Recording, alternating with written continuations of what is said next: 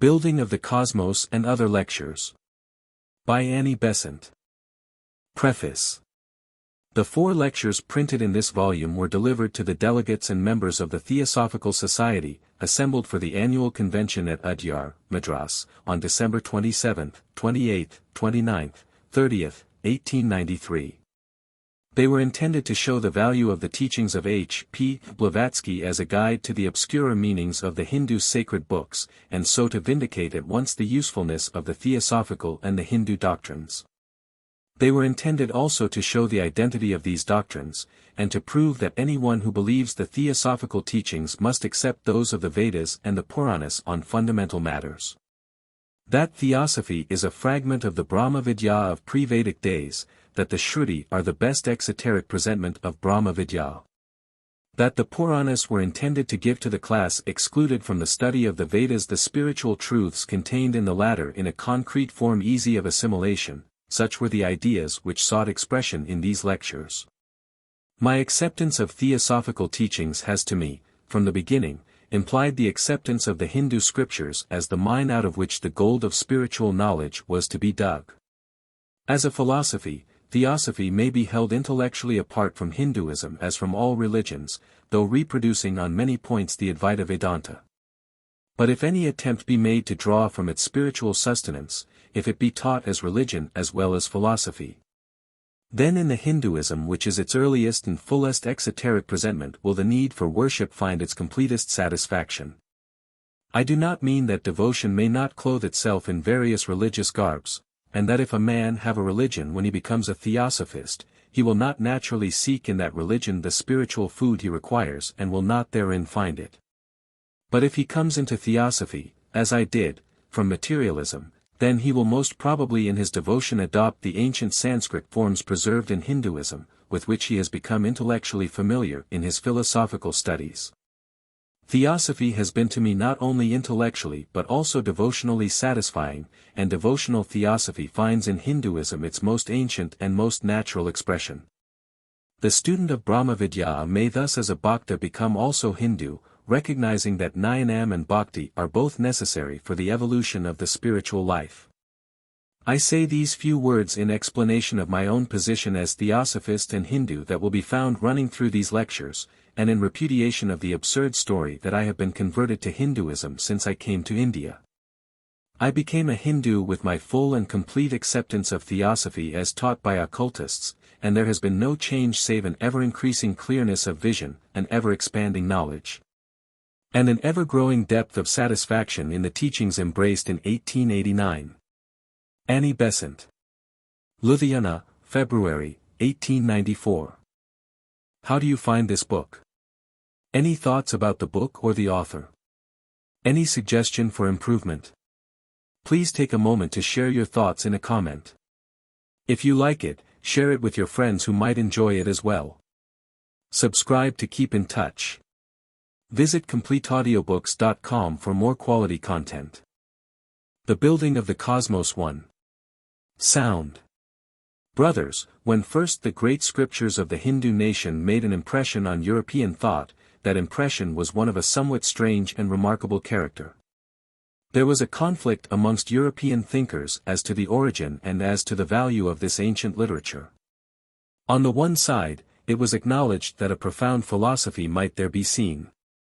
On the other, the idea of finding such a philosophy amongst a people regarded as less civilized than those who became their critics, that idea led to much of controversy as to the way in which these books had originated, and as to the influence which had been at work in their construction.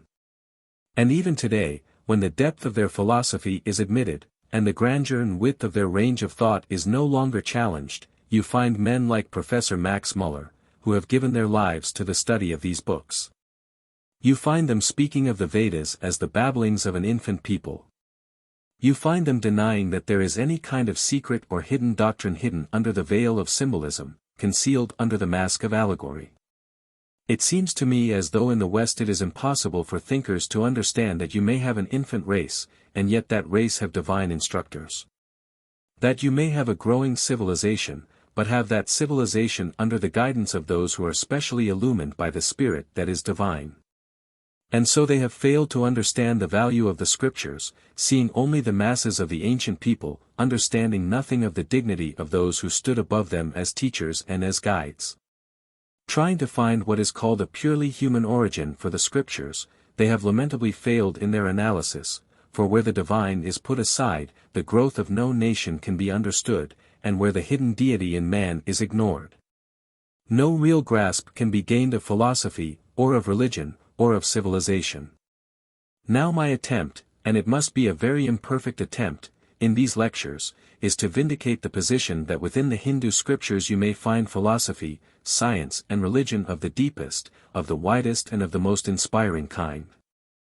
That the science of the West is slowly beginning to tread the paths which in these scriptures are clearly traced. That the knowledge which the West is beginning to gather from observations of the external universe, is knowledge which may be more rapidly acquired by the study of the scriptures, which were written by those who studied the universe from within rather than from without. Thus we may read that in the lotus chamber of the heart with its ether-filled space we may see everything which in the external world may be found. Both the heaven and earth exist within it.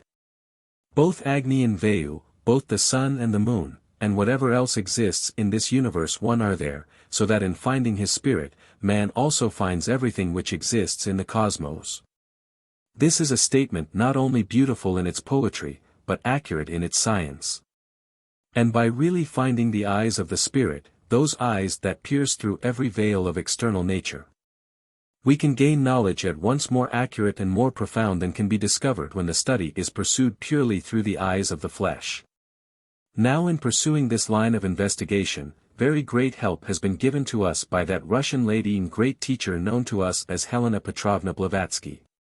Her value to the world does not lie in the question as to whether she were or were not able to perform certain acts which others might be unable to rival. Her value to the world does not lie in whether she be a wonder-worker or whether she be a conjurer. These points are not the points by which ultimately she will be judged by posterity.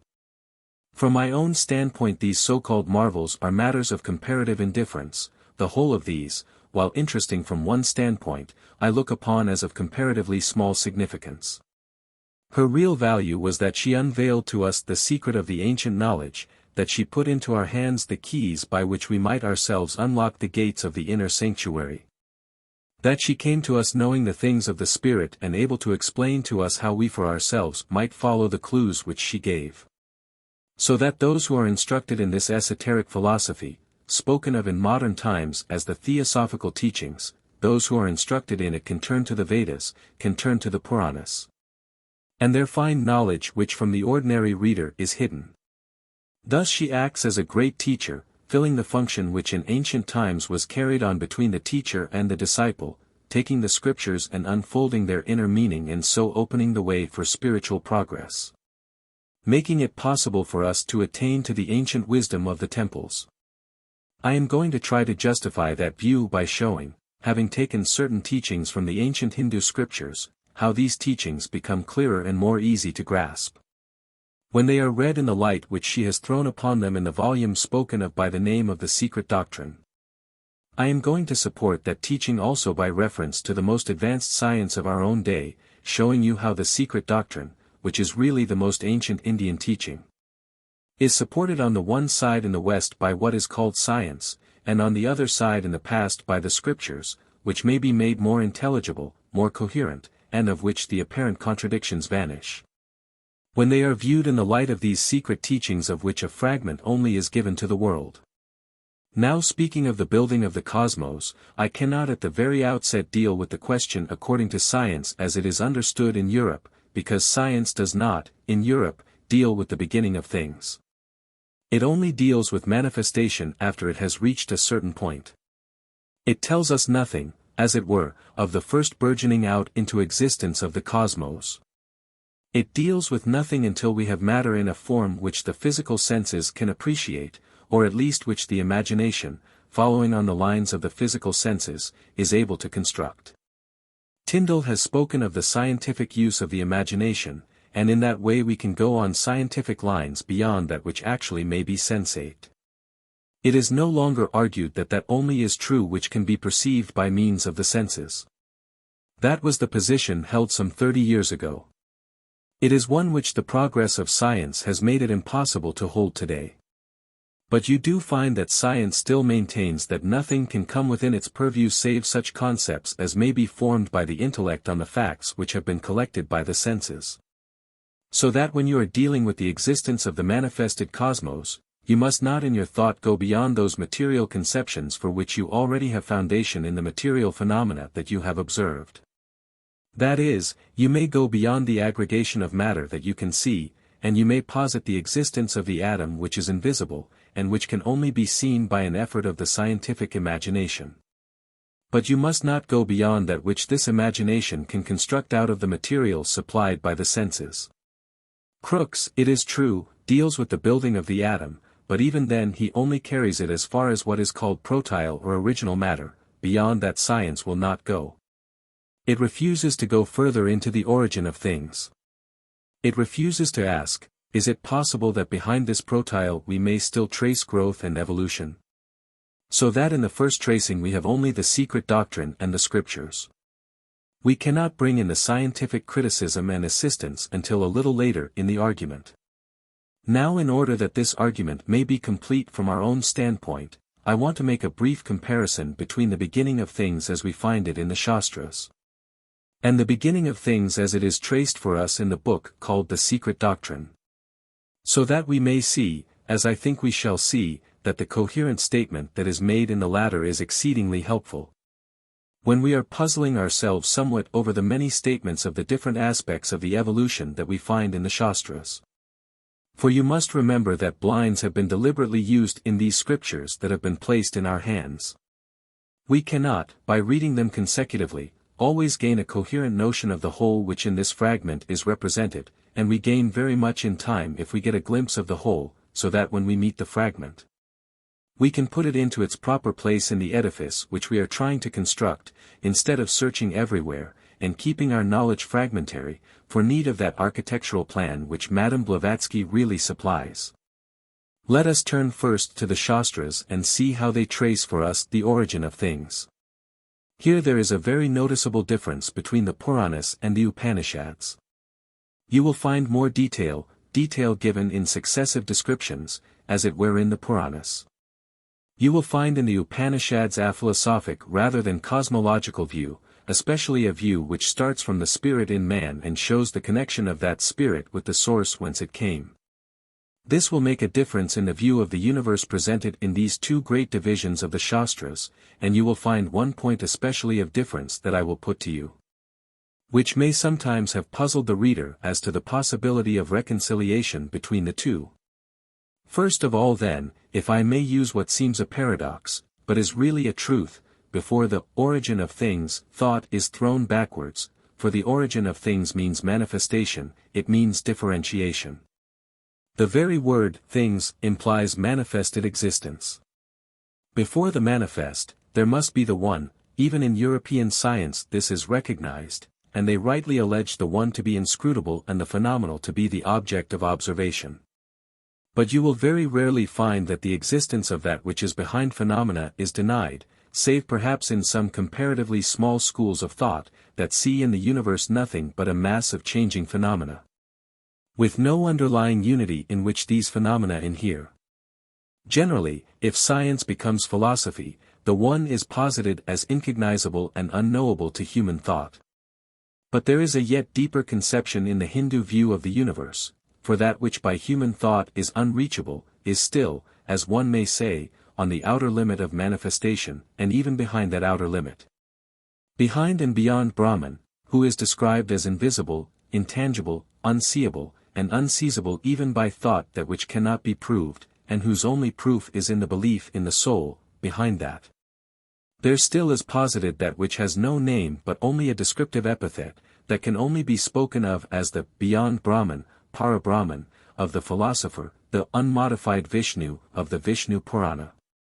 Now on that, the unmodified Vishnu, there is nothing to be said and nothing to be thought. Neither thought nor speech has anything to do in that region, and we can only begin either to think or to speak when manifestation occurs, and when out of that darkness which may not be pierced, the first quiver comes forth which is light. The possibility of manifested existence.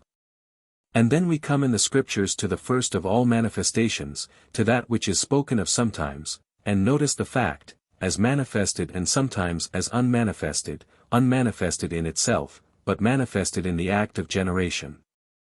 For our thought soars, as it were, to Brahman, albeit Brahman itself is unseizable by human thought. And we find Brahman or its equivalent spoken of, in both those great sources of study, Upanishads and Puranas, as triple in itself, although not triple in direct manifestation. The one, but with an inner and latent threefoldedness, which will appear gradually in manifested sequence and make the universe of things a possibility. Brahman itself is essentially threefold. Whether you take it as you may find it in the Taittiriyopanishad, where Brahman is spoken of as truth, as knowledge, as infinity, or in that phrase which is more familiar to us, as existence, as bliss, as thought. Really in these words you have the same conception, Satchitananda, so familiar always in speaking of the Supreme, and this is but another phrase for that which you find in the Upanishad quoted. For what are Satyam, Nyanam, Anantam? To these are only different human words which fail in the attempt to represent realities, and whether you take the one or the other threefold phrase it matters not. What you do need to grasp is that these are latent in the first emanation, and that the beginning of the cosmos is the unfolding of this threefold latency into manifestation, is the becoming active of the latent potentialities. Now you have in the Vishnu Purana that which represents this same thought of the triple latency. You have the first manifestation of Vishnu which is Kala, time, which is neither matter nor spirit, but which exists when both of these have disappeared into it. You may remember in the second chapter of Vishnu Purana we are told that there is Pradana, which is the essence of matter, Purusha, which is the essence of spirit, when these disappear, the form of Vishnu that is time remains. Thus there is this conception of time without beginning and without ending, which, as it were, stands behind the next manifestations, joins them, and makes them possible. Then you come to the second stage, which in this Purana is given under the name of Pradana Purusha, essential matter, essential spirit, out of the one, the two, which means manifestation. And that is why Brahman is spoken of as both unmanifest and manifest. It is unmanifest in itself, it is manifest when the two appear from the one, and this duality makes the cosmos possible. Then you may find many words in many books, all of which convey the same thought, the duality on which so much stress has been laid by Subbarao, whose death every philosopher must regret for the work that he might have done in this unification of the secret and the published thought. You have Mula Prakriti and Deva Prakriti, which are only other expressions for that which in Greek thought is called the Logos, in manifestation. Again, you have the one characteristic given you of that Pradana, that it is via, extensible. You cannot begin to describe, because attributes are not yet evolved, but you have the one characteristic of extensibility, which always means the possibility of form. So that in this second, which is manifested from the one, there is the essence of form, that which is to take on manifold appearances, and you have also that which is to come out in form, the Purusha which molds, working on the Pradana. And thereby makes the manifoldness of the manifested universe possible. Then there is, still following the Vishnu Purana, the third stage, or Mahat, that which is to be the controlling and directing force, that which is to be the overruler, as we may say, which in every case will guide the evolution of the universe. And make it consistent, reasonable, right through. And here I cannot but remind you for a moment that, in the last expression, I have used a thought which we lately heard from Professor Huxley. He speaks of an intelligence that pervades the universe, recognizing, as it were, such an intelligence after professing agnosticism for so many years. There is an intelligence of which he is obliged to admit the pervading quality, which is essentially the same as that fundamental conception of Mahat, which is intelligence without limitation. Save such limitation as the very fact of manifestation must imply. Now these three stages in this clear, definite presentment from the Vishnu Purana are somewhat difficult to trace in the Upanishads, but let me say before leaving their presentation in the Purana that the three are but the unfoldment of the one. Of the Satchitananda which you have latent in the first. You have differentiated them when you regard them as three. The first is then Sat, pure existence. What is the second, which is dual, save Ananda, for the very fact of bliss implies duality? What is Mahat but Chit in manifestation? So that it is really a process of unfolding, as I said, all that which is latent in the one becoming manifest in the three. In the Upanishads this unfolding is somewhat veiled. There is a tendency in the Upanishads to pass directly from the Brahman in which all is latent, to the spirit in man which is Brahman in the heart, the logos of the individual soul. Nonetheless, in the Upanishads here and there you will find traces given which show you that the same thought is present which is more definitely unfolded in Puranic writings. You will find if you will turn to the Mundakopanishad, it is said there that from Brahman is produced life, which is Ananda, and mind, which is Chit, then it goes on to the 5 elements, ether, air, light and the rest 4. So that you do have the same succession, although but little stress is laid upon it, the object of the writer being different from the unfolding of the cosmos. So again you may find in the Brihadaranyaka the trinity of life, name and form. Life, from which the two proceed, and life is concealed by name and form, that is, the first is concealed by its dual manifestation. So also you will find the same idea in the Kathopanishad in the succession which is traced in the gradual search after spirit. When you have gone through Manas to Buddhi, from Buddhi to Atma, beyond Atma there is the unmanifested, and beyond the unmanifested there is the Great Soul, therein spoken of as Purusha. Thus you get this most suggestive fact, that between the spirit in man, and that beyond which there is not, there is given but one stage, the unmanifested. What is the underlying thought of that single instead of triple presentation?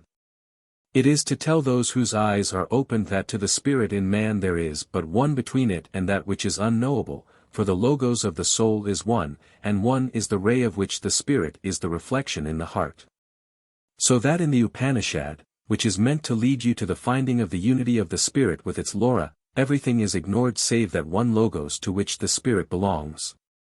And the very cosmos in its multiplicity disappears when the spirit itself is seeking the source whence it came.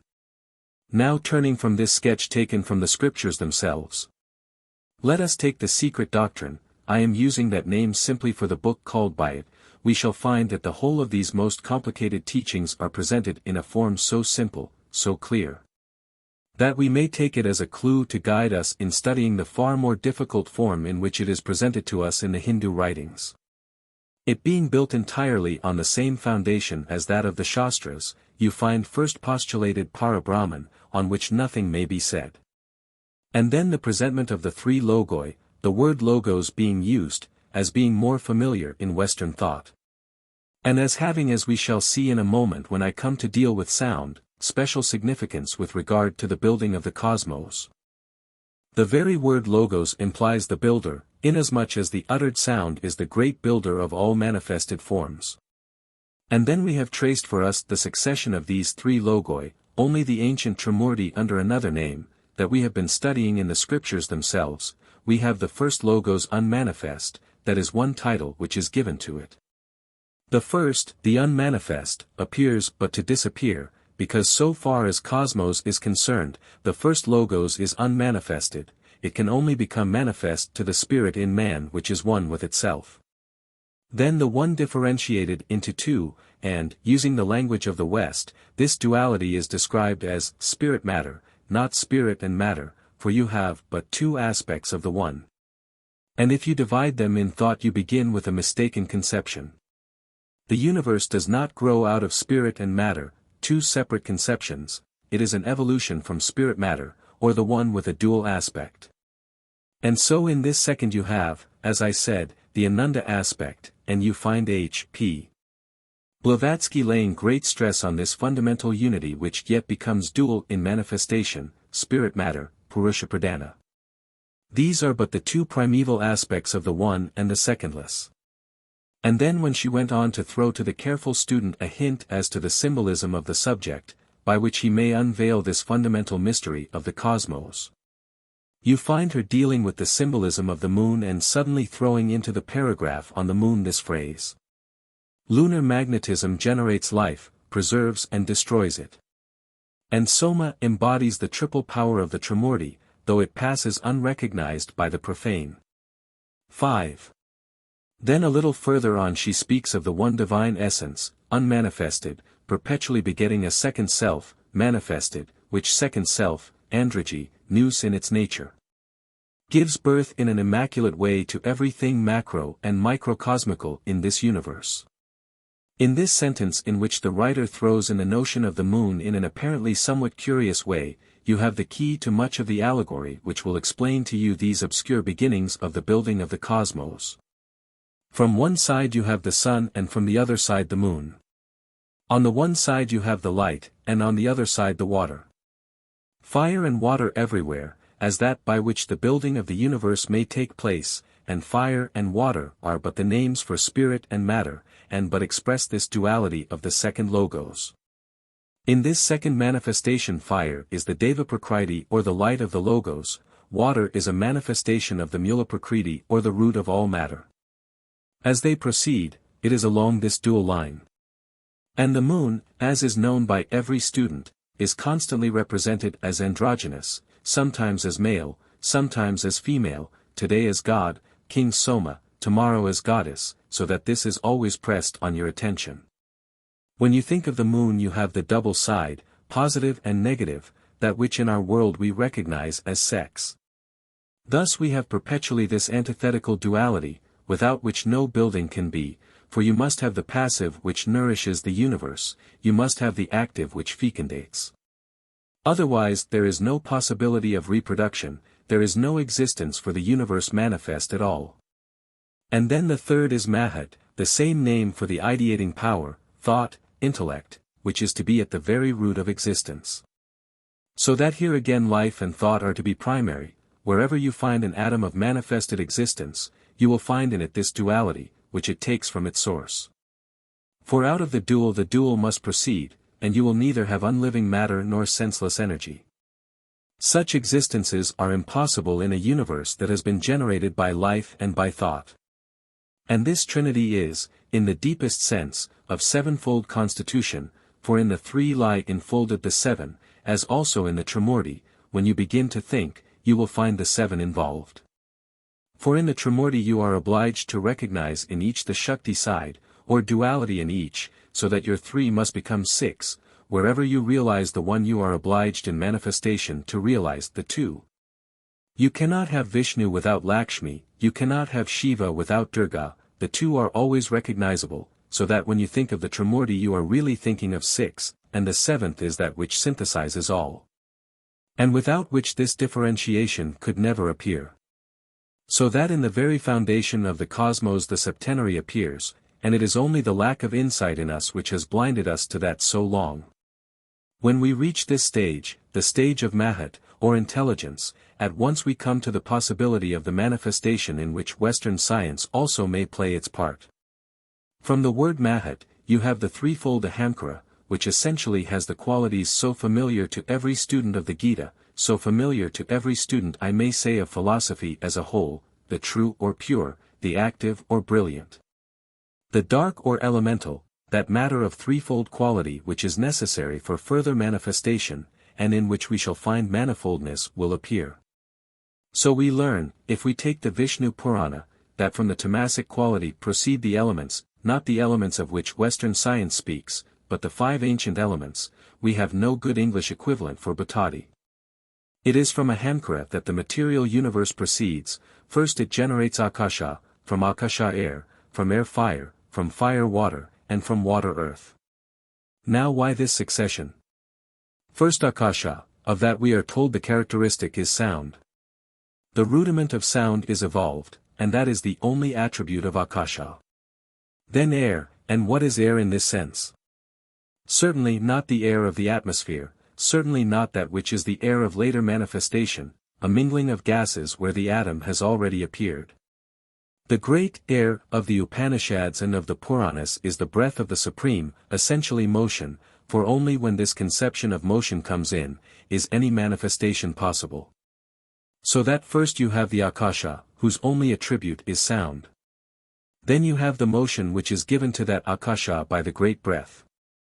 And in these you have sound, and then touch, which is the second sense, and from sound and touch, your very akasha and air, you have fire generated, for which this friction between breath and akasha is necessary, and that is the electricity. Without which no further growth can be, and not until you have this succession of akasha, which can take form from breath, which can give form to electricity, which can build into aggregation. Until this there does not become possible atomic constitution, from which you may have your water and earth, or the liquid and solid manifestations of that which hitherto has been the so-called immaterial. And notice how that succession is, as it were, guaranteed to us intellectually by the senses of man. See how the first is correlated with the sense of hearing, how the second with both sound and touch, the second sense. How with the fire there comes light which is correlated with vision, so that then you have sound and touch and vision, how then there comes water which is correlated with taste, because without moisture taste cannot be, and the four are present. And, lastly, earth, whose essential characteristic is smell, the last of the senses to be evolved in the physical, and therefore the first of the senses to be found on the astral plane when the soul is passing backwards to seek itself. H. P. Blavatsky, of course following this, has already pointed out that the akasha is that which is generated from the third logos, and that its only characteristic is sound. But here at once comes in our modern science, and in this conception of the akasha in which is working the great breath, so that by the akasha and Vayu Agni may appear. We find ourselves face to face with the very latest theories and discoveries of science, and with that genesis of the elements which is only another term for the building of the cosmos, which you may study in Western language in the writings of Mr.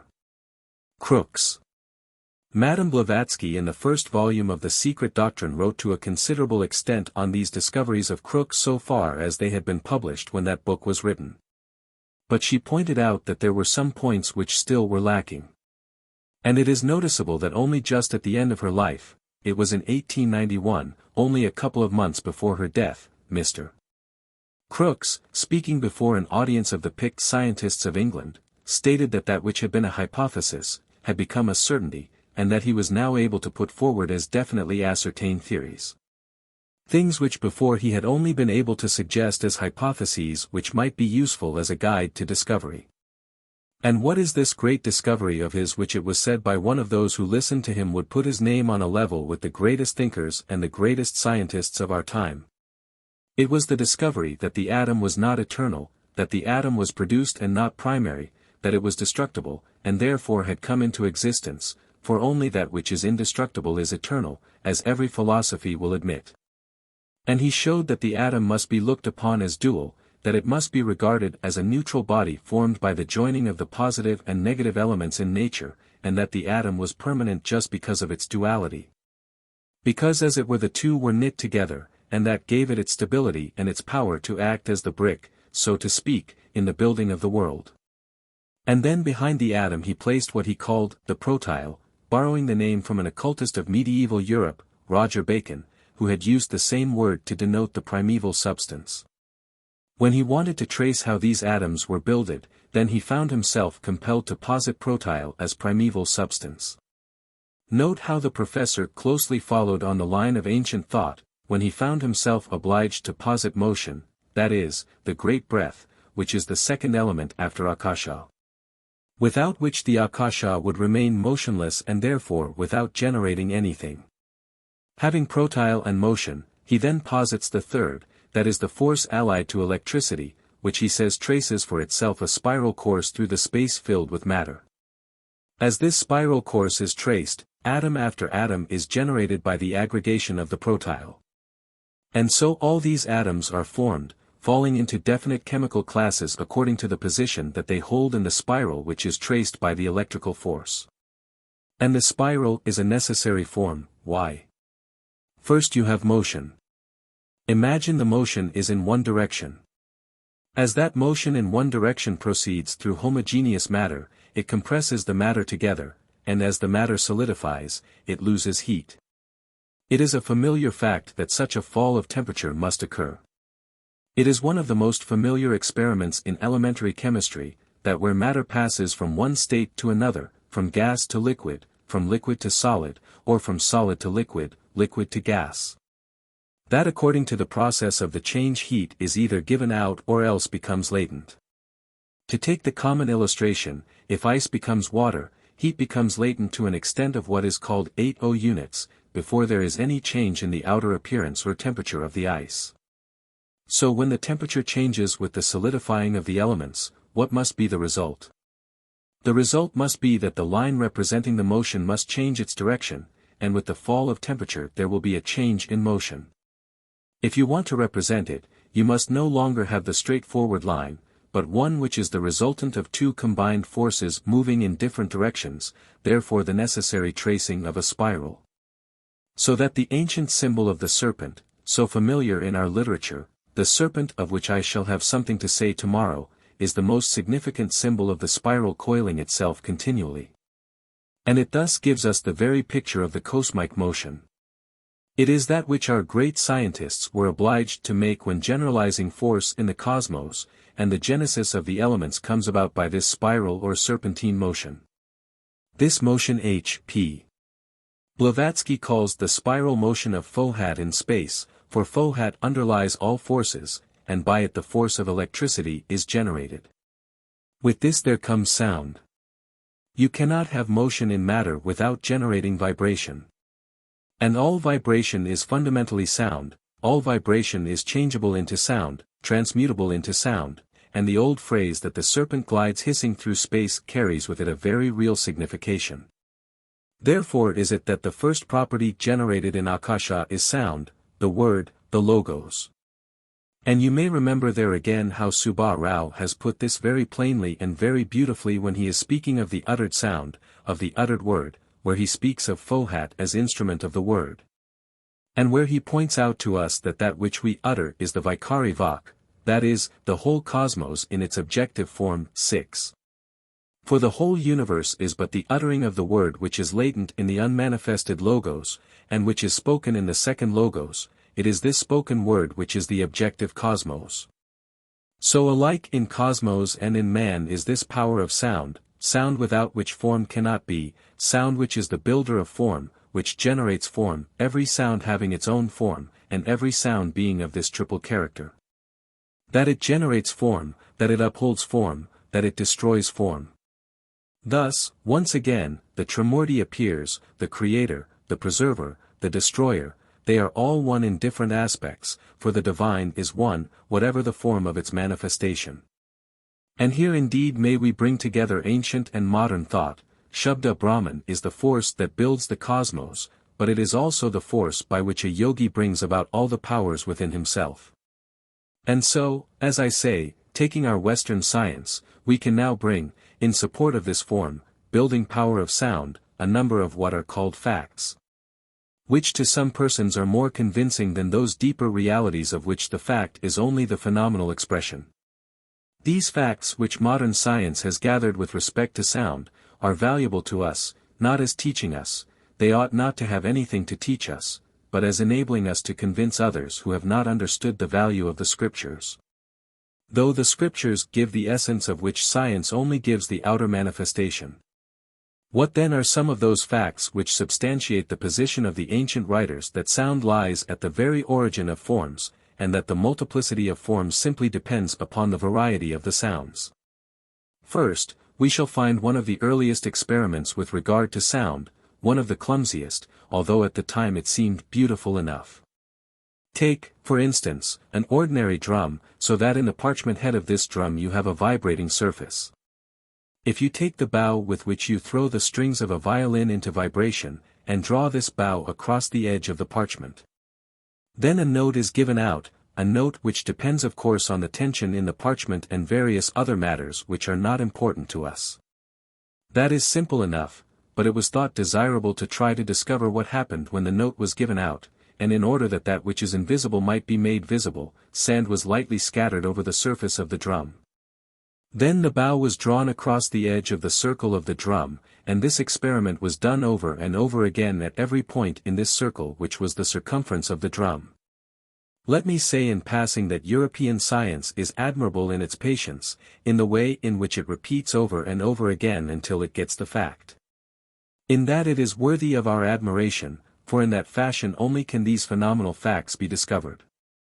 In every portion of the circumference that was experimented upon, it was found that as the bow was drawn across, the sand was thrown up in the air, but it was also found that when it came back it did not fall evenly over the surface, but formed a geometrical figure. So that the sand spread over the parchment was by sound compelled to assume definite geometrical shapes, different as the notes were changed in character by bowing different points in the circumference.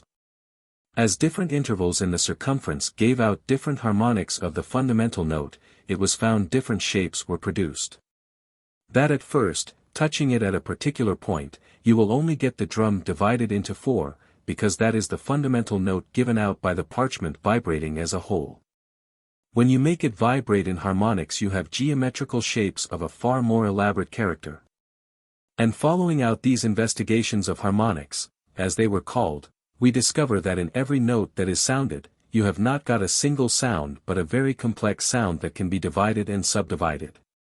What seems to us simple is complex. When you strike a note you are sounding a large number of notes at the same time, and the highly trained ear can discover such harmonics. It is the difference of harmonics that gives difference of quality to the sound. Now it is found that the difference of quality, or this splitting up of one sound into many, was shown to the eyes by the shapes that were traced by this falling of the sand. They then began to get out this difference in a more delicate way, for the sand was a heavy substance, and this parchment was rather a clumsy vibrating material, so that they got more delicate substances. And lighter finely divided stuff, such as delicate seeds or the spores of the lycopodium. This is one of the best things to experiment with, because it is so very light that a very fine vibration throws it into forms. Then they tried tuning forks, steel forks which, vibrating, give different notes. They obtained the vibrations by means of mirrors arranged to throw a traced picture of the vibrations by the magic lantern through a magnifying lens onto a sheet. And in this way the invisible vibrations of the tuning fork were traced and magnified and were there seen to form beautiful geometrical designs. On the sheet on which the image from the magic lantern was thrown, it was found that every note gave rise to exquisite forms, which were changed as the note was changed. So that really whenever you are playing any piece of music you are forming the most exquisite shapes in the ether and the air around. That is the way in which pulses of sound are in these ingenious fashions made visible to the eye by throwing them from the magic lantern onto the screen. So that the invisible was made visible, and the power of sound was made manifest to the eye as well as to the ear. Still further investigations were made, and Mrs. Watt's Hughes proved that when notes were sung into a horn-shaped instrument and a succession of notes thus sounded, more elaborate forms could be builded, forms such as ferns, trees, and flowers, all these were generated by the notes of the human voice. In order still further to analyze and see how this was done, a clever instrument was invented, in which two pendulums were set swinging, each of the pendulums having its own motion.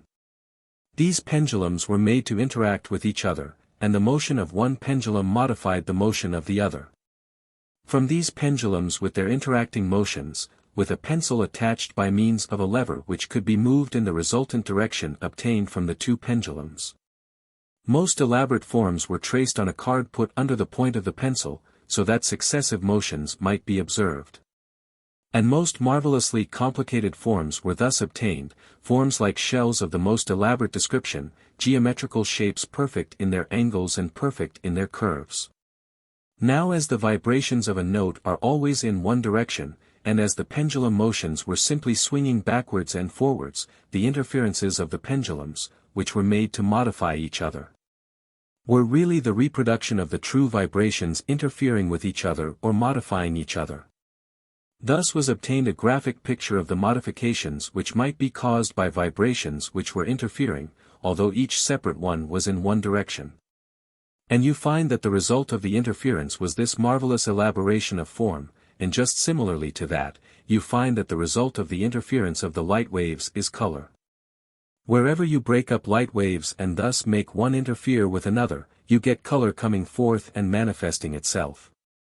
So that what we call color in mother-of-pearl is only the result of a very delicate roughness in the surface which makes interference of the light vibrations with each other. By these pendulums were shown the interference of the vibrations of sound.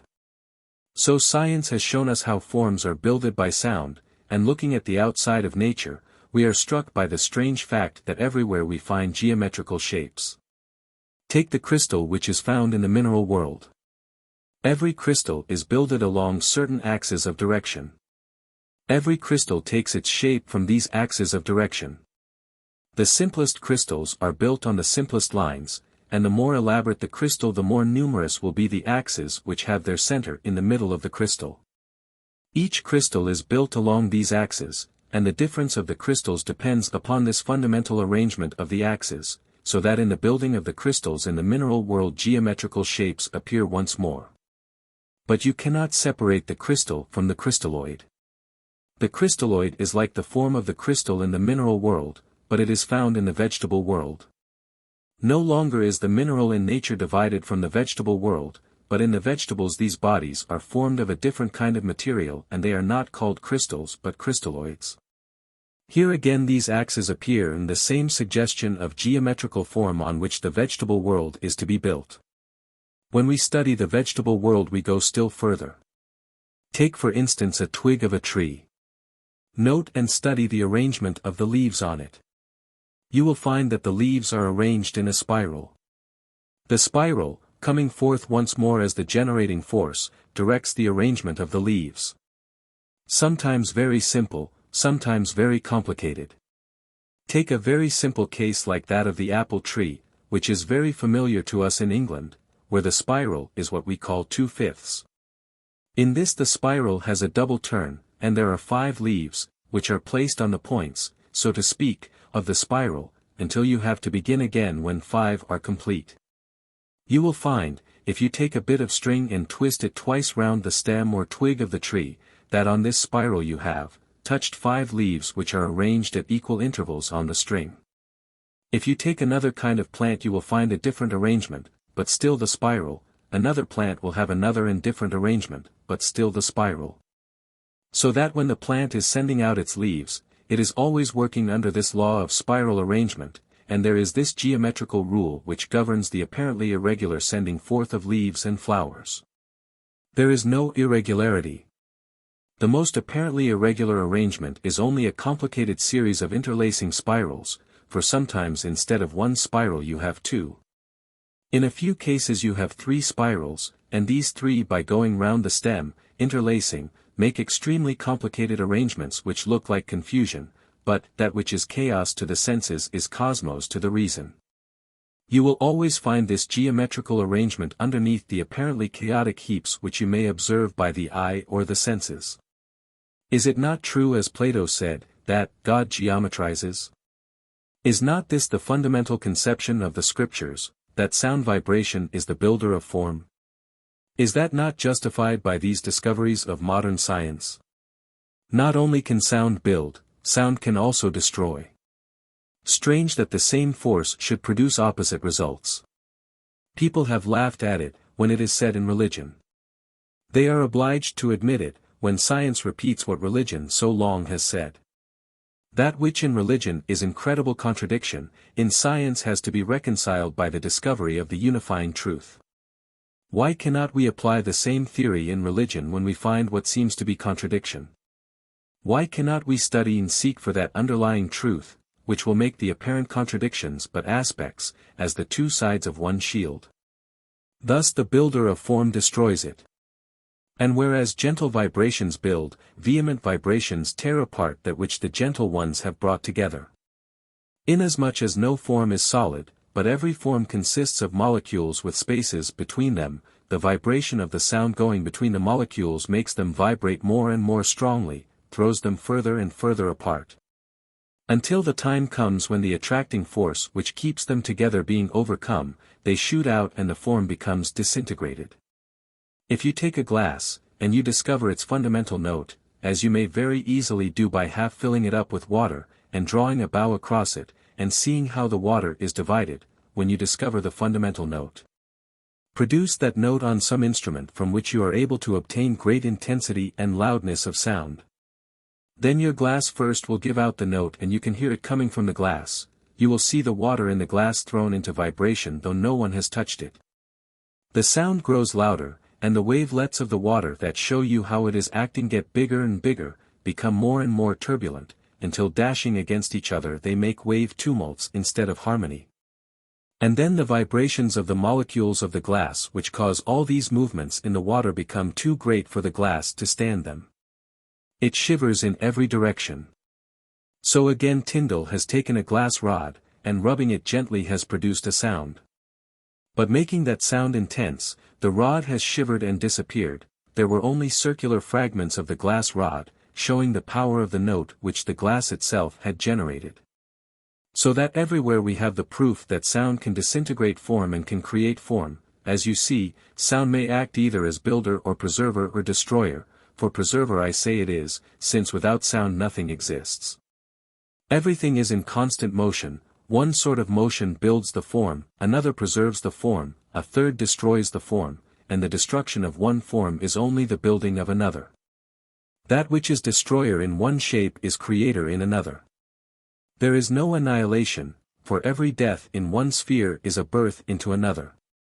So let us finish this rough sketch of this part of the building of the cosmos and of the power of sound, by showing how it justifies what has been called superstition and folly, and the mere babblings of an ignorant people with regard to the uses of sound. As long as there has been a Hindu faith, the power of sound has been recognized in the sacred word. In that word lie all potencies, for the sacred word expresses the one and only being, every power of generation, of preservation and of destruction. Therefore has been forbidden the careless use of that word, therefore forbidden its use amongst mixed audiences. Therefore should it never be sounded where many people are gathered together, and where mingling and hostile magnetisms are making a confused atmosphere, so that any great sound thrown into it must cause tumult and not harmony. Therefore was it never to be sounded save when the mind was pure, never to be sounded save when the mind was tranquil, never to be used save where the life was noble. Because the sound that working in the harmonious builds, working in the inharmonious destroys, ere it everything that is evil is tumultuous, while everything which is pure is harmonious. For the great breath, which is purity, goes forth in rhythmical vibration, and all that is one with that rhythm is essentially pure and therefore harmonious. But when the great breath, working on matter, finds friction, then it is that impurity is set up, and if man in his own atmosphere, using that breath which comes out from him, which is the reflection of the supreme breath, is impure, that is inharmonious, then to sound the name of the Supreme under these circumstances is to invite his own destruction, his own disintegration, for he throws the very force of the divine into disharmony. What then can he do but destroy that which has nothing in common with the divine harmony? And this is true not only of the sacred word, but of the mantra that is used to build. Why is it, have you ever thought of it, that when a new life is to be builded within the womb of the mother, mantras are repeated? Why? In order that their building forces may work on the growing life and that it may be thrown into harmonious vibrations, so that that which shall be born may be worthy to be the habitation of a noble soul. Why is it that from the moment of conception, religion begins for the Hindu? It is because the spirit must never be without religion, because, when the spirit is coming towards its human birth, it is necessary that these forces of religion should surround it, and help in the building of its earthly home. And so also with sacred sound the newborn life is welcomed in its very incoming into this world of manifestation. That the sacred harmony may surround it, and give it the impulse in the birth hour, which shall send it on towards harmonious development. Step by step this harmony is to mold the growing life, and when the time comes that the spirit can work more directly on the physical body. You mark it by the ceremony of initiation which gives to the child the mantra which is to be the keynote of the future life. Therefore the mantra should come from one who knows the keynote of that life, and is able to give it the sounds which are wanted to keep it harmonious right through life. Here comes in this great preserving power of sound. So that whenever that life is in danger this sound may protect. Whenever that life is threatened by visible or invisible menace, that murmur of the muttered mantra may come between it and the danger, making around it waves of harmony, from which every evil thing shall be thrown back by the force of the vibrations. Let any foe come against it, that foe is flung backwards when it touches these vibrations. And so onwards again right through life to the death hour.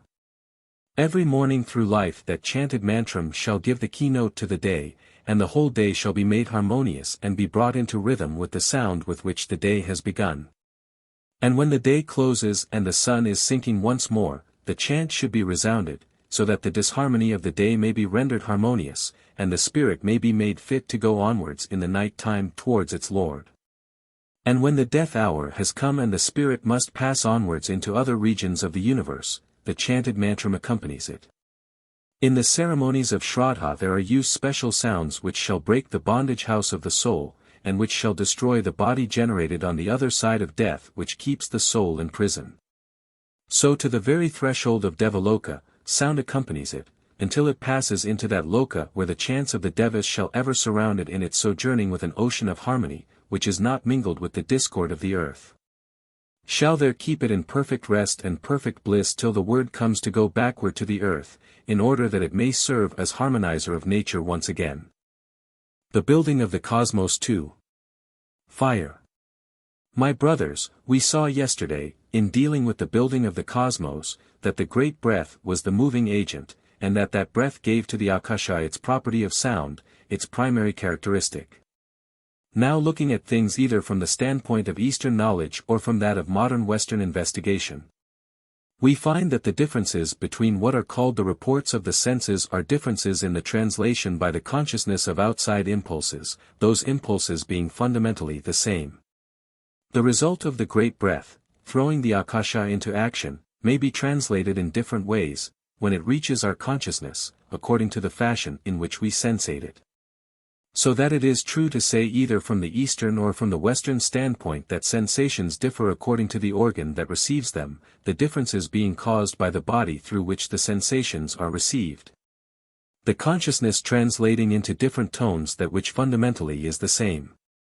So, in studying Western science you will learn that all senses belonging to the body are developed from a primary sense, and that the primary sense is that which is called the sense of touch. There has lately been much investigation into the nature and action of ether, which is the lowest form of what we know as akasha. For akasha is the primary substance of which ether is one of the lower manifestations in connection with our own solar system. That substance has motion, as we saw yesterday. But the air is the great breath in the akasha, and it is that which gives rise to this feeling of touch. We saw sound was evolved, with which hearing is correlated, and then we have touch, correlated with vayu, as the great breath. All these vibrations in the ether, from the standpoint of modern science, are but modes, as they are called, of motion, and the reception of the mode of motion by the individual decides the name which shall be given to it. Thus modern science teaches that sound is one mode of motion in which air takes part. Light is another mode of motion, purely ethereal, it is said. Lately electricity has been recognized as another mode of motion. Heat is another mode of motion, and so on. Thus there has gradually appeared in Western science that sense of unity which has always characterized knowledge in the East. So that everything which in the phenomenal has a different appearance assumes to the consciousness this fundamental unity. Therefore in dealing with light we are only dealing with another aspect in consciousness of primary motion, and that which from one aspect to us is sound, in another aspect to us is light. Therefore it will be reasonable to expect, as we shall indeed find, that the same fundamental conceptions are expressed at one time as sound and at another time as light, and that everywhere in the cosmos, sound and color are interchangeable. As I shall show you that they have been proved to be phenomenally interchangeable by some of the latest experiments which have been carried on in the West. Taking then the vibration known as light as that which is to occupy our thought this morning, that light would be the synonym in all the ancient books for that which is beyond conception. That which we spoke of yesterday as only to be expressed, if I may use again an inaccurate phrase, by the descriptive phrase para-Brahman, or beyond Brahman. Darkness, is the word which in the scriptures is always used to convey to us this primary thought, darkness infinite and complete, which expresses nothing, for it is beyond the possibility of expression. Which conveys no idea, because idea is limitation and implies separation of that which is thought from that which is not thought, and in this there can be no separation, there is no thought, because thought means that difference has appeared. And therefore darkness, in which there is neither the visible nor the invisible, is the best symbol, darkness, absolute, eternal, incomprehensible. It is that which is behind every manifestation of light, as of everything else which we can put into human language. And from the darkness first is light, but light formless. Visible indeed, as coming into manifestation, but without form, for form would imply still something beyond it, space which has no form. So that Brahman is described as luminous without form, the pure idea of light, an idea which needs, of course, that use of the imagination which we spoke of, because to us it is always the light, giving body of which we conceive. Whereas here you must not conceive of a body, you must not conceive of a form, you must think of light divorced from everything which would limit it. And therefore luminous without form, as you will find Brahman spoken of in the Mundaka 7.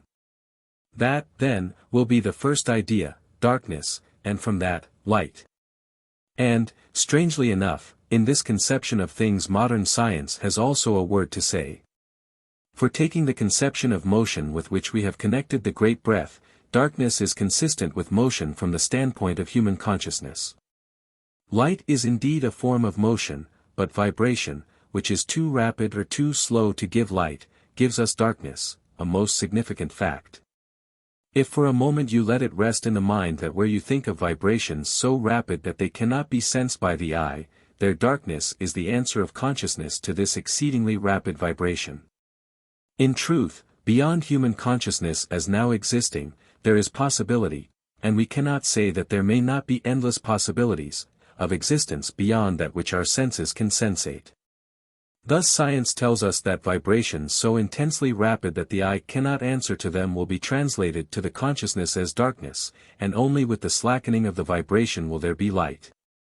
Now translate that scientific thought into metaphysical language, and you have the very coming into manifestation of the universe, for as that which is beyond thought slackens itself for manifestation, then it becomes manifested as light. And so even in the visible universe you will find that we have that which is truly in its essence light, but which shows no light, because the waves are too rapid. And we have to slacken those rapid vibrations by throwing them through a particular preparation, if we desire that luminosity should appear. So that when the universe is to become manifested and substance is to evolve, as it were, there is slackening of the motion in the infinite darkness, and with the slackening of its vibrations light without form appears.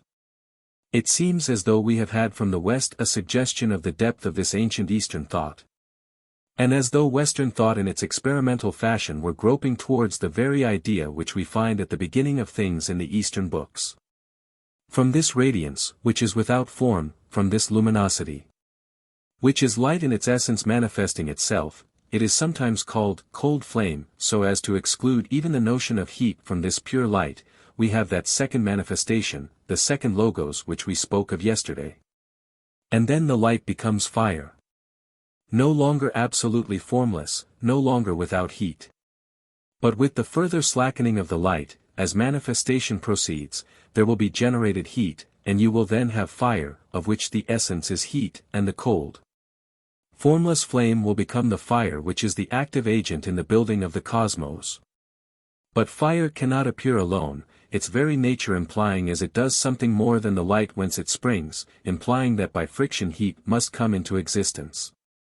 Also it involves the further conception of that duality which we spoke of yesterday when we were dealing with the dual manifestation under sound. And so when we have fire, we cannot think of it without its action, and always the first action of fire is the development of moisture.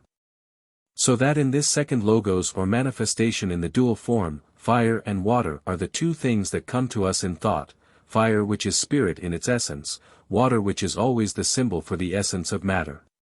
And just as we found spirit matter the second logos, and found there the very origin of the possibility of sound, so looking at it from the standpoint of light, we have this conception of fire and water. Of the light of the logos and that in which it works. Of this the lotus has ever been the symbol, growing out of the navel of Vishnu, hidden beneath the waters from which life is to spring. For that Vishnu, who is not floating on the waters but is concealed beneath them, is in this aspect the first logos, and the lotus that grows upward from his navel is the second logos, and is the symbol of fire and water. For in the lotus leaves, rising to a point, you have the upward springing flames, and they float on the water. And the lotus has been ever held as the symbol of creative fire, in the womb of which is to be generated heat, the active creative force. Therefore within the lotus blossom, or the lotus bud as it is at first, there is the third logos, Brahma, or the active creative agency, which is synonymous with Mahat, or the creative intelligence in the womb of the fire. And as the fire opens out, then there comes the second form of flame which is creative, not the cold flame of the first logos, but the burning flame of the third, which from the sea of fire is to build up the cosmos, and make the universe possible. And when we turn to the light that has been thrown on this ancient and not difficult conception for those who have carefully studied, when we turn to the writings of Madame Blavatsky, we shall find that this is very clearly put. So that taking these as a clue, we are able to unravel the symbolism to which we have just now referred. For fire she uses ether in its purest form, the substance of ether, before we can speak of it as Akasha. And there are two fires, and a distinction is made between them in the occult teaching. The first, purely formless and invisible, is concealed in the central spiritual sun, and is spoken of as triple, metaphysically. There again we have the triple nature of the logos in which these fires body themselves forth, and then the fire manifesting as cosmos which is to be septenary, both throughout the universe and our solar system. Exactly the same as we found yesterday, where we had the triple unfolding itself into seven. And here we have the formless flame, the cold flame or light, the fire, and then the heat or the creative flame, the same symbolism under another aspect, the same essential idea given in another form. Therefore always have we learnt that the light of the logos, Deva Prakriti, or the brilliant side of substance, has been the generative and creative agent. And you must remember that dealing with the symbolic lotus that I alluded to, you have heard of it as hermaphrodite, bringing back the same idea of duality into our thought. That yesterday we found as the characteristic of the second logos or the second manifested energy which is to build the universe. From this you get that force which in its lower forms is electricity, magnetism, and heat. But another kind of motion still, but another action of the great breath, and it is that which in theosophical literature is so often spoken of as Fohat, rightly translated by Subha Rao as the light of the logos. For it is the energizing agent, it is that which, springing forth, has to build the cosmos, that fiery serpent which is the creative agency. You must remember how I yesterday spoke of this, and how I alluded to it in the latest discoveries of Mr. Crookes as symbolizing electricity, and the way in which the spiral form was produced owing to the fall in temperature. Here we see it as the fiery serpent, and as the fiery dragon in the milky ocean breathing forth fire, and so building all forms of manifestation. Wherever you see the serpent of fire, wherever you see it becoming a circle with the tail in its mouth, then it is that you have passed from the spiral which generates to the globe which is the result of the generation. And the serpent turning on itself, taking the tail into the mouth, that symbol is the cosmos evolved.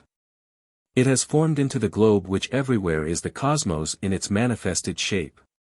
So the serpent becomes the egg. Then from that emerge the later forms in the cosmos, and within that egg sometimes instead of within the lotus you will have Brahma, the creative agency.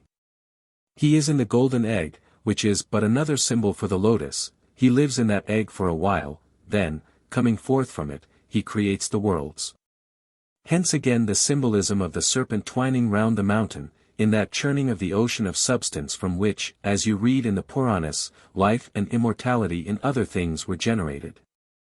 So that, as I have sometimes said, if the learned amongst you would take the Puranas and, studying them, would compare with them some of the statements of our modern science, you would be able to predict the line of scientific discovery. And in this fashion you would justify to the West, as nothing else could do, the deeper nature of the Oriental thought, showing the West the lines along which it should study and the way in which further investigations most wisely might be made. Let me turn from that to the next point of deep interest that comes to us with regard to the fire, an aspect of the fire towards man, and the connection of the generating fire in the cosmos with that which is the root of life in the heart of the individual. Turn to the Mundakopanishad. I think it is the beginning of the second division. You will find the statement that, as from a blazing fire in 1,000 ways similar sparks proceed, so, O beloved, are produced living souls of various kinds from the indestructible 1-8. What is the real meaning of that shloka? It is from fire, which we have already seen as the central force in cosmos, that are thrown out sparks in every direction, when the blazing fire has reached the stage of flame. The word blazing implies the stage of flame, for it is only where the fire has begun to blaze that you have flame, and that is the note of the third of the logoi. But the third of the logoi is mahat, that is, it is intelligence in its very essence. And so we may learn that it is from Brahman as intelligence that these sparks are thrown out which are found within every atom of the cosmos. So that there might be nothing in the cosmos which is to be builded which would not have in it the essence of the divine life. The spark which is thrown out is the Atma of the atom, which you must remember is not confined to man, the self not of men alone, but of all beings. The innermost essence of the atom as much as the innermost essence of the highest manifested God, for the universe once more is one. And the spark which is thrown outward from the blazing fire is at the root of everything that appears in manifestation, so that the grain of sand, nay, the atoms which compose the grain of sand, has Atma as its essence, and the Akasha as the form. Which, binding as it were the ray outgoing from Atma, makes manifestation by limitation and introduces the principle of division into the one. As these sparks fly outwards you have what is called in the secret doctrine a fiery whirlwind, a most expressive phrase, and this whirlwind passing outwards into space carries ever with it the essence of the one fire, or the one life.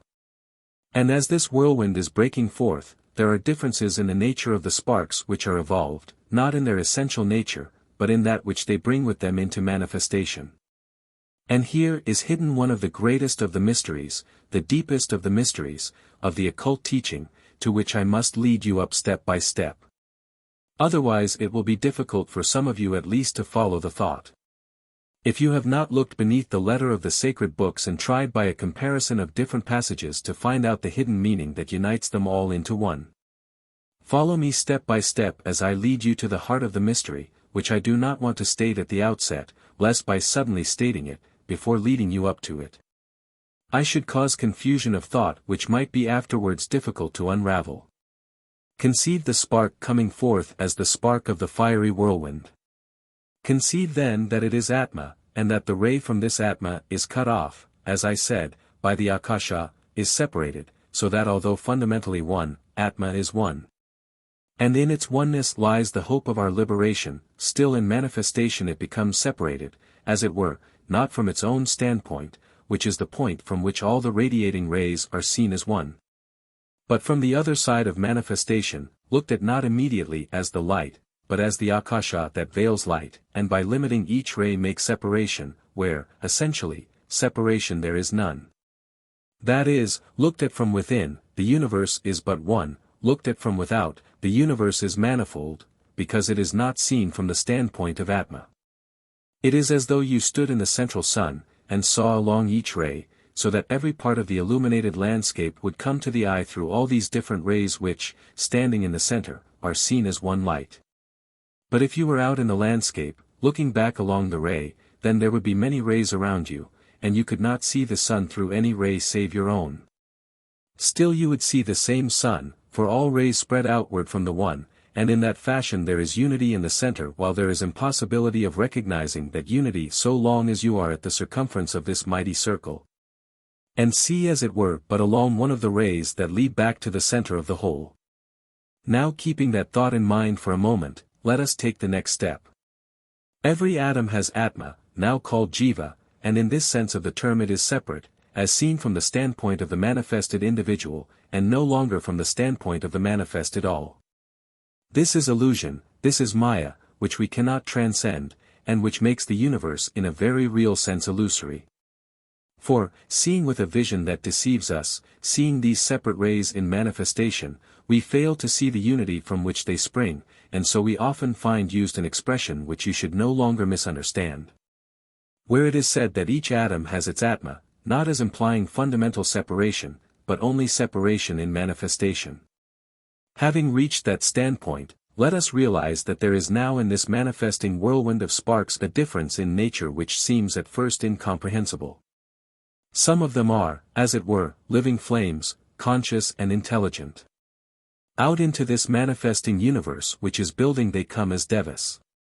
They are intelligences which have reached a high point of spiritual development, and are far less bounded than the men who are to come into existence later. So that we find that at this early stage of manifestation there is, as it were, a whirlwind of these sparks that manifest high intelligence, so that they will be able to act as living agents of creative energy, and build the cosmos under this coordinating and controlling force. Thus amongst the first manifestations are these manifestations of the devas, those that are spoken of under so many names as Indra, Vayu, and so on. Those that our Orientalists say in their ignorance are personified powers of nature, personified in an infant civilization, personified by the child thought of man, which, taking the external phenomena in nature, such as air and sky and light, called them Vayu, Indra, and Agni and worshipped them as gods. Looked at from the true standpoint, it is not that the infant mind of man personified phenomena in nature. It is that from the Supreme come out these sparks of fire which are living intelligences, which come out from him long before an infant humanity has been born into the world at all, to build for that future humanity the cosmos that shall be. And though it is said in the West that the folly of the untrained thinker, of infant humanity, personifies natural forces, what is really true is this, that these devas are behind every phenomenal appearance, and are the intelligences that guide everything that we recognize as natural laws. They are entities. They are real existences separated off from the one Atma in the sense I have ascribed to the word separation, in order that they may build a universe and make that universe intelligent from center to circumference. Phenomena in nature, what are they? They are the outer appearances of the devas, and the deva is at the heart of the phenomenon. As manifestation proceeds more and more, all those in lower and lower grades are gradually evolved, until you get a hierarchy. The lowest appearance that you have on earth is only an illusory covering of the Atma, so that the soul well trained and developed, in that it is one with the creative force, can manipulate what we call matter as it chooses. Because it can control these intelligences of which matter is only an outer garment, and can stand as the manifested God when once it has overcome the illusions of matter that surround it.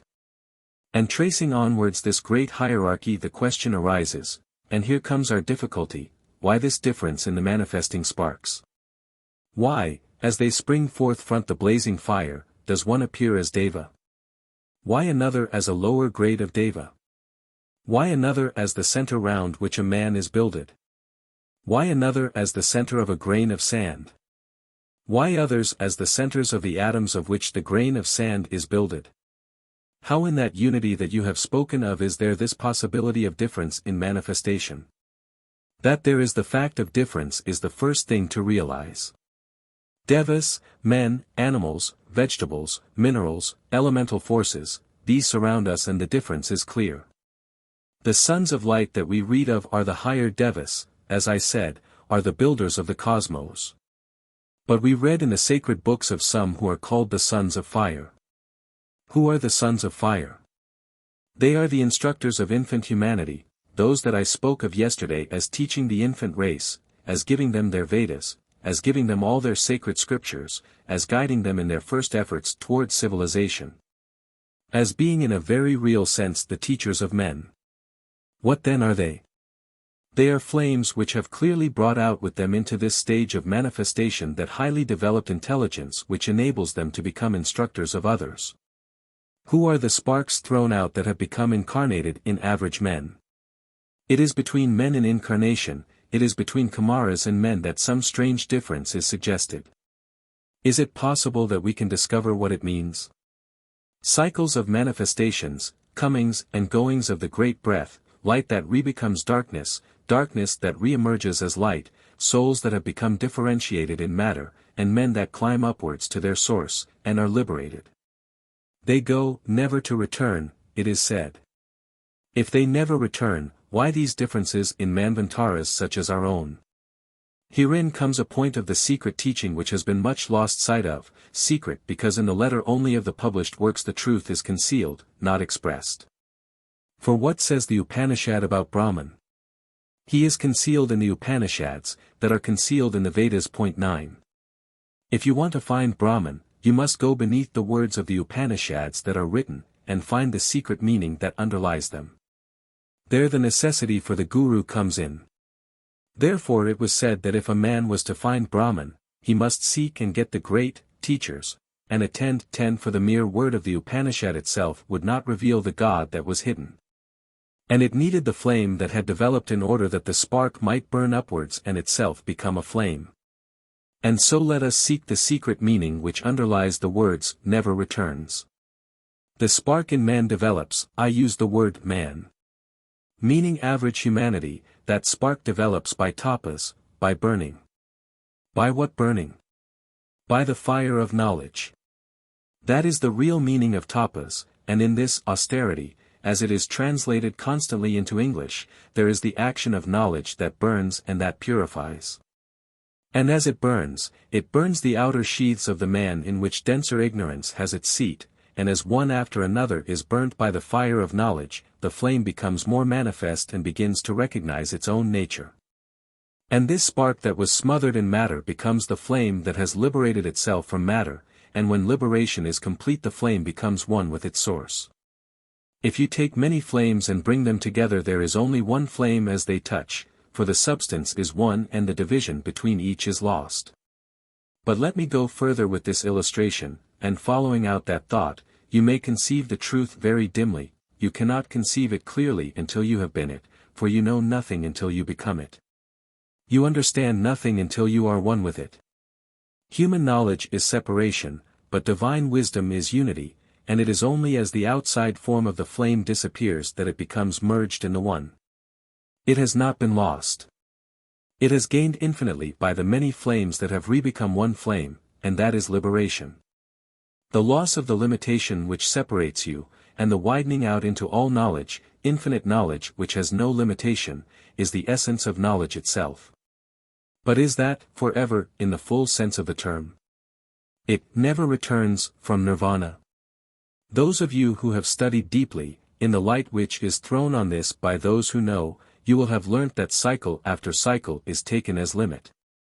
And that each period of non-manifestation is correlated with the manifestation that precedes it and follows it. As you have day and night taken as symbols of manifestation and non-manifestation, so you have planetary manifestation and absorption, and planetary re-emergence and absorption again, and again planetary re-emergence. Until the time comes for the solar system to pass into non-manifestation. But that is correlated with the length of the solar system, and it again re-emerges, having been suspended in manifestation, and brings over to the next manifestation everything which was gathered in the preceding.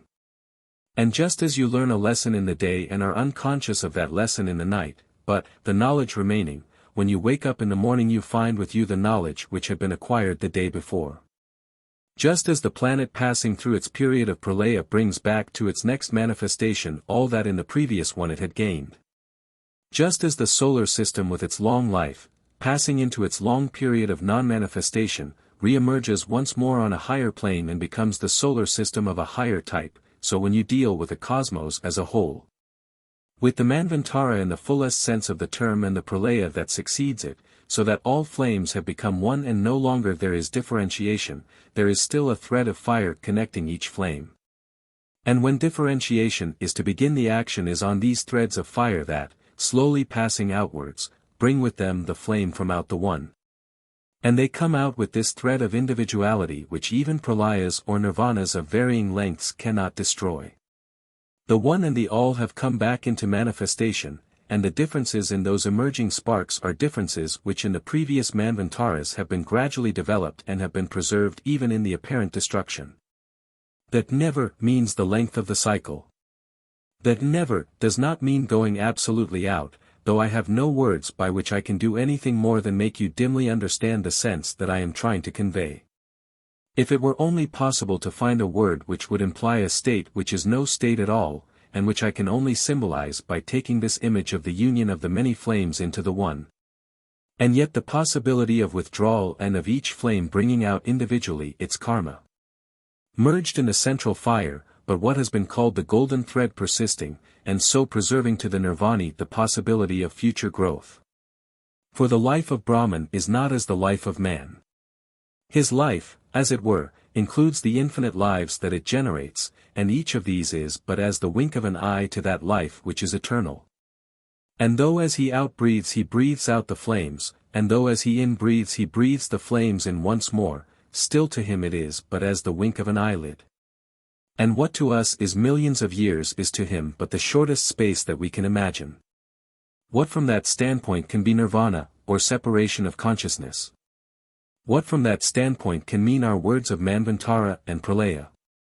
It is the infinite fire sending out its flames into space and gathering them back into its bosom again, and again sending them out in ceaseless undulations, hence the possibility in each successive cycle of diverging manifestations. For each brings back into the next Manvantara whatever it has gathered in the endless Manvantaras behind. And so we begin to understand that as consciousness can pass into the Turiya state and then return into limitation, so this infinite consciousness of the cosmos may pass inward and then embody itself once more. And that as we do not lose experience but bring it back into manifestation as we return, so what is true in miniature may be true in some transcendent sense of the indestructible one. And his eternal life may in some sense grow richer by the innumerable experiences of innumerable Manvantaras. This ever-growing evolution to us means growth. What it means to him, none but himself can know.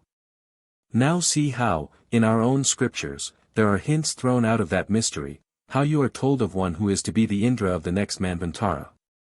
How you are told of one overshadowed by Vishnu, who after the overshadowing passed away entered another stage of consciousness, and will reappear in another Manvantara as the guiding force of that. So you begin to catch the meaning when you read in the scripture how some great devotees disappeared beneath the waters, and remained on the bed of the ocean in meditation for 10,000 years and then came back to populate the earth. 11. What are all these but efforts of teachers to make you understand, if you will develop the intuition to listen, the inner meaning of these symbols, of these nights and days, these recurrent periods of activity in meditation. For Pralaya is the meditation of the whole, and then, out of the waters, it comes back to populate the cosmos. So are the worlds peopled by the command of Brahma to some of his sons to go forth and give its population to the earth. For ever in Brahma, the third Logos, there is the compelling word which sends out evolved children of his. These sons of Brahma, these rishis by whom the work of creation is to be done, must come from somewhere, and you cannot have creation save where there has been slow building upwards beforehand. Those whom today we speak of as the instructors of the present, in the next Manvantara will have gone onward to systems far higher than the planetary systems which we know. While the victors of the present humanity, those who are now evolving the spark into flame, those who by tapas, by the fire of knowledge, are burning up ignorance and are becoming living flames. They in the next Manvantara will come forth as the sons of fire, no longer as mere sparks thrown outwards, but developed flames, who are able to build up and to instruct future races. And now coming back from this I would venture to suggest to each of you who comes here with the desire to learn, not merely to find amusement, I would venture to suggest to any such amongst you, for there will be at least 2 or 3 such who come, that you will do well to take that thought and meditate on it for days and weeks and months. Until to you it becomes a reality, for there is no other way of getting at the heart of things. You can only get the outer word from me, though I have striven in what I have been saying, to speak from mind to mind as well as from tongue to ear. You will only catch the full force of instruction and thought if you will take it into your own heart and there meditate upon it, evolving what is still concealed within. Let us pass from that to the simpler question, which I want to give row to the outer world and not to the inner, that which is argument rather than food for meditation. Still which will be useful to you in the outer world into which we shall have to go, and to which we should try to carry some light from the inner thought. I said at the very outset that science recognizing the identity of light and sound, you might find it useful in the outside vindication of the scriptures to point to many experiments which have been made in the scientific world. By which sound has been produced from light and light has been produced from sound. For instance, it has been discovered by some of our careful experimenters that if you will take a mass of colored substance, and throw upon it different rays of light, some one ray will call sound from this colored mass. That you can literally in the physical universe generate sound from color, which is light. Putting the physical color into a ball of glass and then throwing upon it physical light, you will find that a low sound will be heard, and so you will transmute a light ray into a ray of sound. This is an instructive experiment in the lower world which is worth keeping in mind. If you go to one who talks to you jeeringly of the scriptures in his ignorance, you may show him that in Western science they are coming back to this notion of identity. Again, when you see in one of your own books that when you want to communicate with the lower devas you must speak in color and not in verbal language, what does it mean? It means, if you have learnt the correlations of sound and color, that what you say to the human brain by means of spoken words which throw the coarser air into motion, you speak to the more ethereal deva in color, which throws the astral matter of which his body is composed into vibration. So that what would be word on the physical plane is color and light on the astral plane.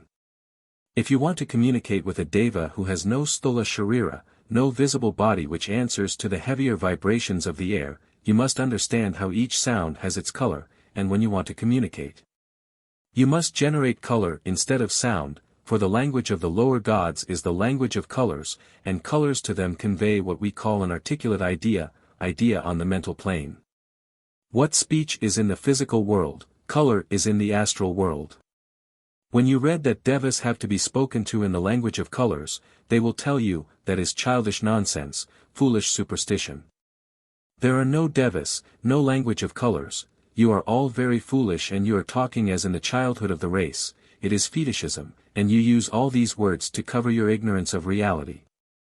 If they knew a little more, they are beginning to learn, they would find that this language of colors is a reality, and the first step has been taken in this experiment in Paris, when throwing light on colored objects, they obtained sound.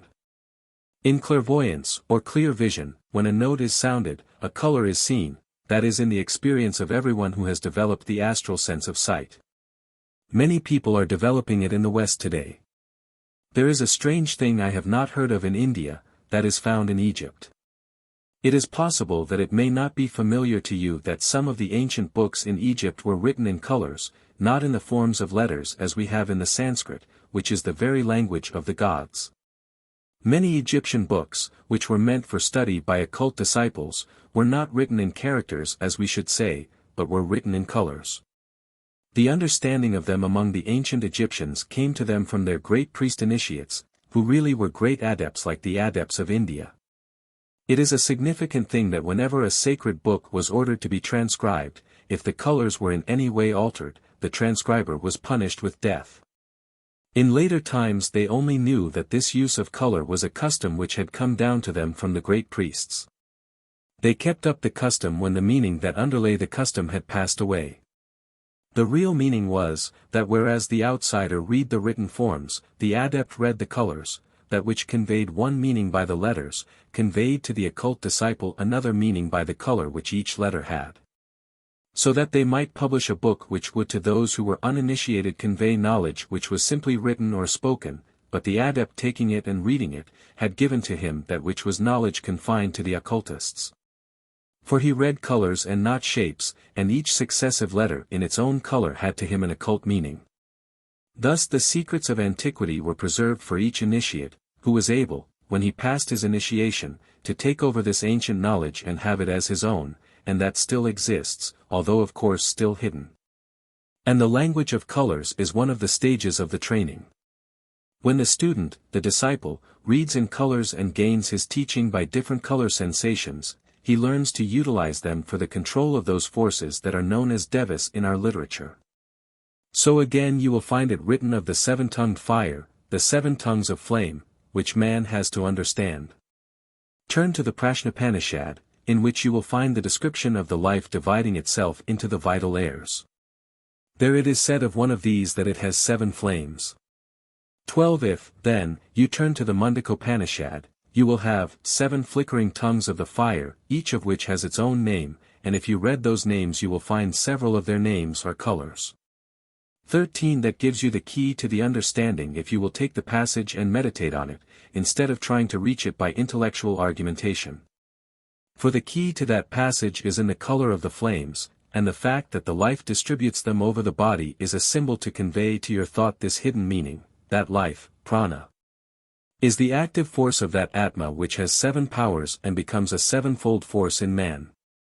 Each tongue of fire becomes one of the principles in man, and when these are reunited in the heart, then the one flame of Atma has been reached.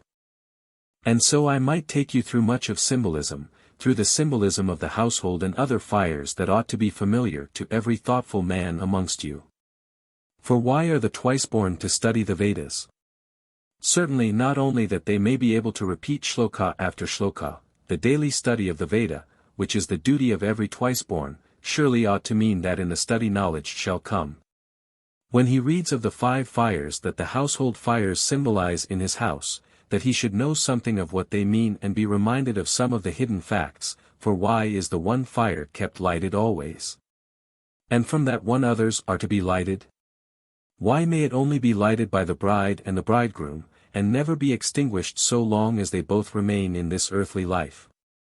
It is the ancient ideal of Hindu marriage.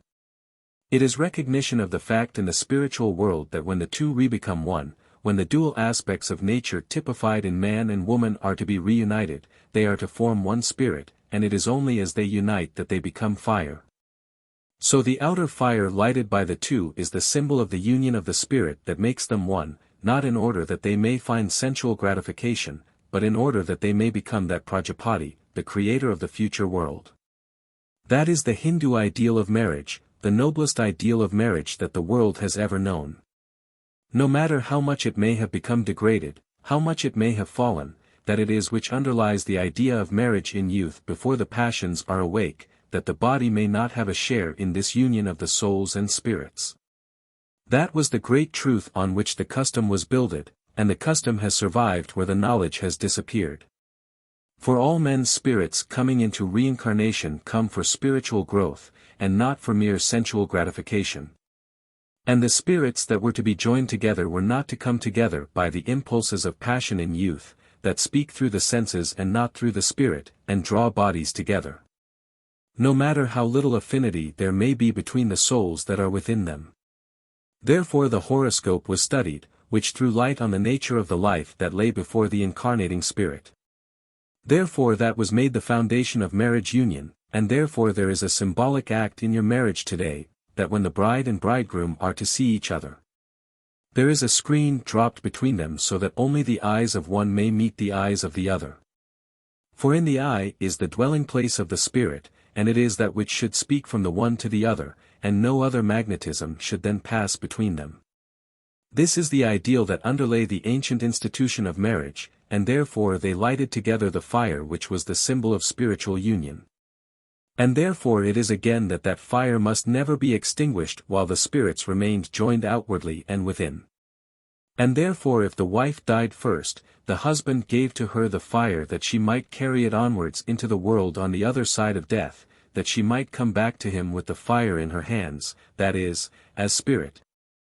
And he might recognize it on the other side of death and know it was his own, and that there also the two souls were one. Now that is the symbolism that underlay the holiest of all ideals of marriage, the marriage at which the West of today is scoffing, and which some of the younger amongst you, blinded by your ignorance, would degrade to the lower ideal of the West.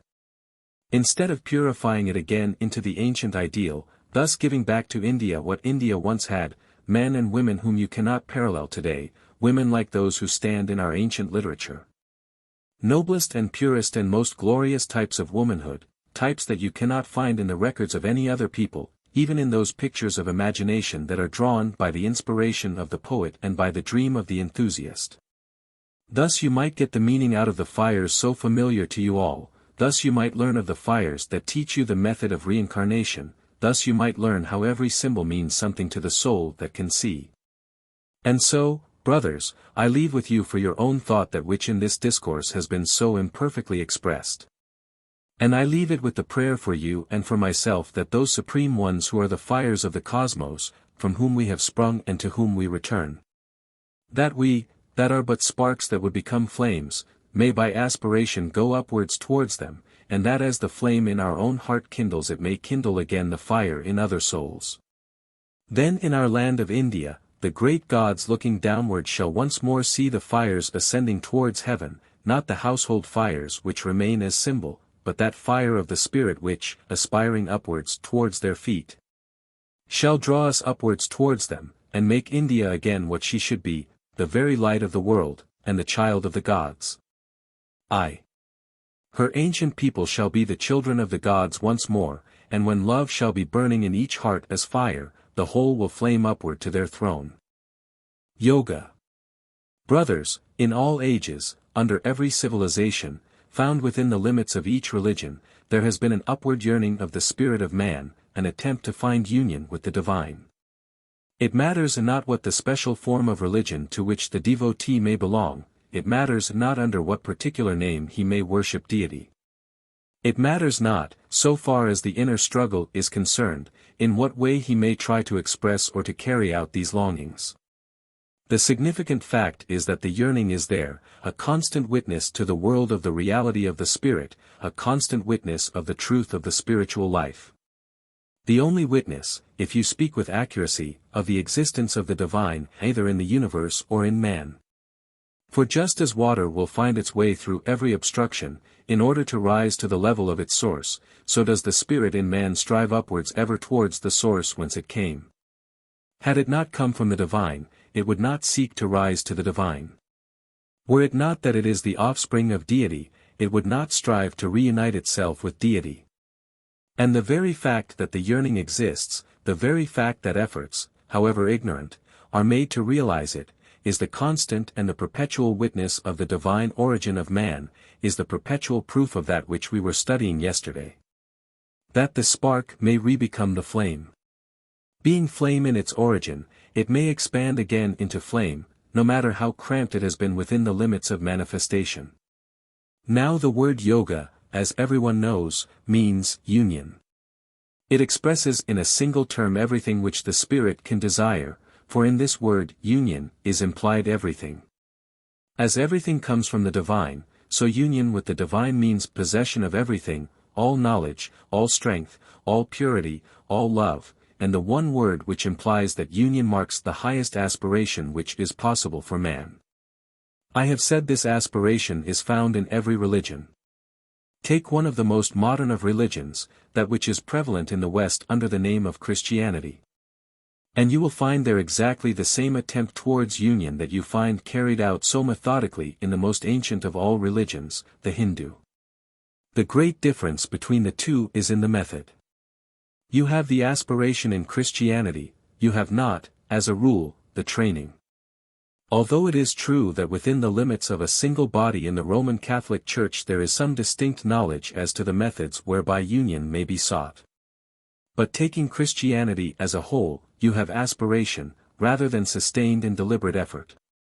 Yet still in reading the lives of the saints, as they are called, you will find from time to time descriptions of a state being reached, which anyone amongst you who has studied the matter would recognize as identical with the state known to us as that of samadhi, where consciousness passes upward or rather inward, out of the normal and into the divine. And although that be obtained as it were by the sheer force of devotion, it is still a testimony that under each religion there is the possibility of union. As indeed we might expect to find, when we remember that all souls are essentially one, no matter how much they may be divided by differences of birthplace or by differences of religion. And this, it seems to me, is important. Important because it testifies continually to the unity that underlies different faiths, and because it tends to break down the wall of separation, which is such a barrier as far as spirituality is concerned, while it is, to some extent, inevitable as long as we remain in the purely intellectual sphere.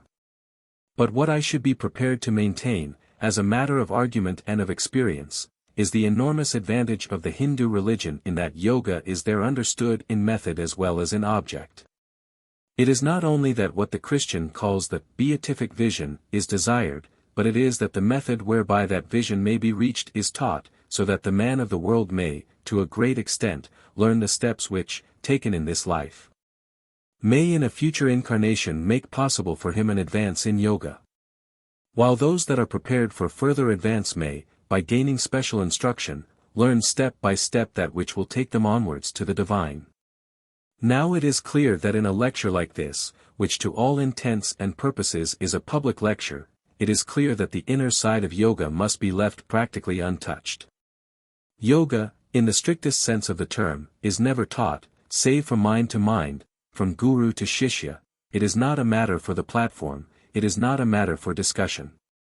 Discussion has no place in true yoga. Discussion belongs to the intellect, not to the spirit, and yoga is a matter of the spirit and not of the intellect. So far as the preliminary stages go, we can deal with them from the platform. But the inner heart of yoga is only for those who, having realized that spiritual truth is attainable, have set their whole heart on the discovery, and who go to seek it, not as controversialists into the intellectual arena. Not as disputants who think themselves as good as the one to whom they nominally go as teacher, but who are willing to go to the more highly advanced in spiritual matters to learn in silence and in submission. Grateful for every ray of light that comes to them, and who challenge not the light, because the spirit in them has caught a glimpse of the source whence it comes. What I am going to try to do this morning is to show you the preliminary stages which will gradually train a man to become capable of seeking instruction in yoga, to point out to you what you might yourselves find out from your own shastras as to the published steps, if I may call them so, which lead up to the gate of the temple. But into the temple you must go alone to meet there your teacher, only the pathway which leads to that gate may be shown to you, and you may begin to tread it whenever you resolve to do so. Now, in order that you may understand the intellectual side of this process of union, you need to understand your own constitution. That is the first step. It is true that the constitution of man to a very great extent only consists of the instruments whereby he may find himself. None the less must he be able to use these instruments, otherwise the preliminary steps cannot be taken. For, before you can enter on the path at all, there are certain obstacles that have to be overcome. And those obstacles lie in your nature, they lie in the constitution of your own being. And these external obstacles must be destroyed before any real progress towards yoga can be made. An understanding then, which will be intellectual, of your own constitution is the first step you have to take. In studying the constitution of man you need to know it, first from the standpoint of theory and then from that of practice. Because man's constitution may be looked at according as he exists in relation to the different regions of the universe, or according as he can practically divide himself when he desires to investigate these regions. These divisions may be different, but you can learn how they are correlated one to the other. The divisions are, as I say, first theoretical and then practical. Now the fullest theoretical division is that which you may know as the sevenfold division in man that you may read in any ordinary theosophical book, you may trace it in your own shastras, but you will trace it with some difficulty. Because their stress was laid rather on the fivefold division, that being the division of man as he is at present developed, the two higher stages being left out of account. Inasmuch as man in his average present condition cannot possibly reach them. And it was thought not desirable at that period to confuse the mind by giving a division which could not be realizable in thought. Hints are however thrown out, so that those who passed beyond the average state of man might be able to seize the knowledge for which they had become ready. And so you will find suggestions, such as that I spoke of yesterday, the seven-tongued flame. So you will find suggestions of seven vowel sounds, so you will find that Agni is drawn in a chariot with 7 horses. So you will find that the great serpent, more often spoken of as 5-headed, is occasionally spoken of as 7-headed. In this way you will catch a hint from time to time of something beyond the 5, of that fivefold constitution typified by the pentacle, by the letter M, by the zodiacal sign of Makara. The crocodile, these will hint to you that while you have these as practical reality ever to learn, there is something beyond if you have the intuition to follow the hints thus thrown out. Now the sevenfold constitution takes Atma as the self, which, gradually unfolding, runs outward through the successive envelopes that are only differentiations of the Atma. Thus you get Buddhi, spoken of as the spiritual soul. Manas, spoken of as the rational or human soul, Kama, spoken of as the animal soul, which includes all passions and desires. And Prana, life principle, circulating through the ethereal body, which is unfortunately called Linga Sharira. I say unfortunately, because the same term has a different meaning in the Hindu scriptures. Lastly, the body itself, the Sthula Sharira, the physical and material outside portion of man. That gives you the sevenfold division of man, or the 6 with Atma as the 7th, Atma being really the whole, but differentiating itself in its manifestation. It willed, I will multiply. But come to the division which will be more familiar to many of you, in which man is regarded as Atma, taking on itself 5 different sheaths, an exceedingly luminous classification. Because in each case you have this conception of the sheath that veils the true self. So that the real process of yoga will be to get rid of sheath after sheath until the self stands alone once more as it did at the beginning. According to this, you have for the body the food sheath, Annamaya Kosha. You have then, represented in the Theosophical category by the ethereal body and prana, because the ethereal body is only the vehicle of prana, you have the Pranamaya Kosha. Then you have the double division which recognizes the duality of manas, as you will find it taught in Theosophical books, and includes with the lower manas, kama, joining together that which after death perishes. And that which passes onward to Devaloka. So that you have the Manomaya Kosha, which includes kamic elements, includes passions and desires, and which takes part in the formation of the body which lasts through the Kamalokic existence. Next as sheath for the discriminative powers of mind, comes the Vijnanamaya Kosha, thus named from Nyanam, knowledge, with the prefix vi, implying discrimination and analysis.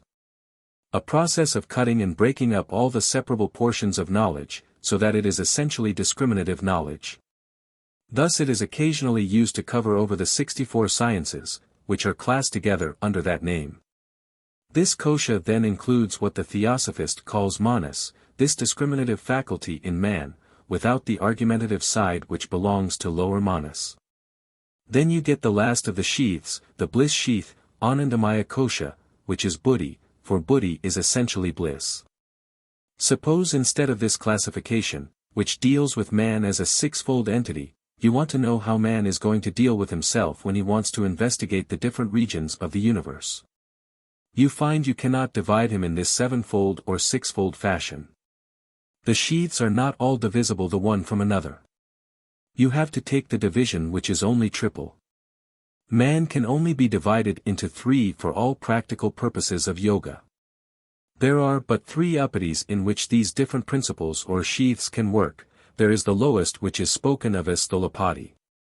That includes the physical body, but is itself essentially ethereal, because the physical body can be left out of account in this matter, it has neither part nor lot save that of an obstruction that bas to be gotten rid of. The real sense organs lie in the ethereal body, and the outer casings only appear in the physical body, which to us seems so real. Then you have the Sukshmapati, or the subtle upadi that is sometimes described as Linga Sharira, or Linga Deha. It was for this reason that I said it was unfortunate that in the Theosophical nomenclature this name is applied to a lower upadi, the astral or ethereal body. This Sukshmapati is the vehicle for the kamic and the manasic principles, and it is in this upadi that the consciousness can make itself practically acquainted with the whole of the psychic plane. Then there is the Karanapati, which is the sheath really of Atma in Buddhimanas, and answers to the Anandamaya Kosha, the permanent body in which what we call the immortal triad lives throughout the Manvantara. These are the 3 practical divisions for yoga, and they are correlated to the 3 planes of the manifested universe.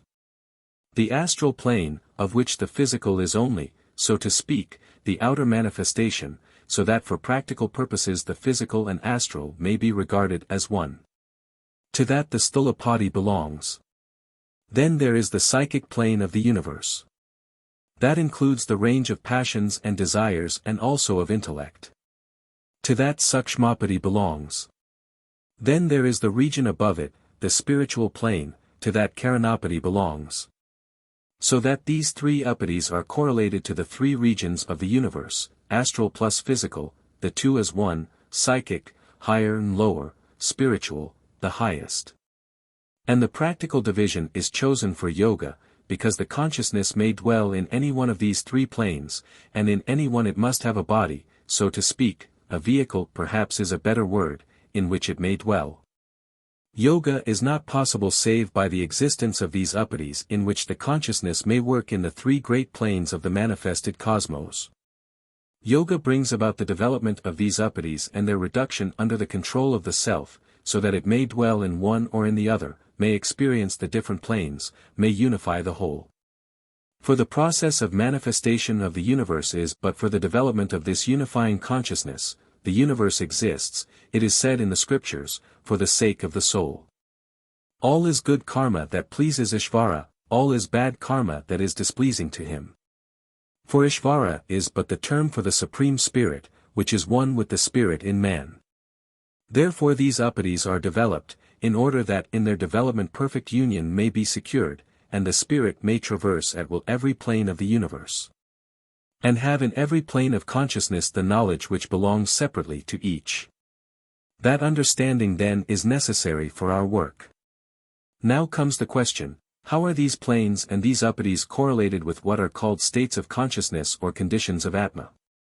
You will find in your Shastras different terms applied according as the subject is taken up from the standpoint of the Atma and the conditions that it assumes, or according as it is studied from without as states of consciousness. Studying states of consciousness you have the three stages, waking, dreaming, deep sleeping, or, to use the technical terms, Jagrat, which is the normal consciousness of normal waking life. Svapna, which is the state of consciousness in what we call dream, and Sushupti, the sleep beyond dream, the dreamless sleep we call it. There is indeed a fourth, the Turiya state, but that is not a state of consciousness in manifestation. That is the widening out of the limited consciousness into the all. And therefore it lies beyond this question of vehicles, for in that Atma exists as Atma. It has thrown off every sheath until it has found itself. As long as we are dealing with the upatis, with sheaths, we have the three without the Turiya state, no condition remains in the Turiya state. Man may reach it, but he carries thither no vehicle. It is the state of liberation.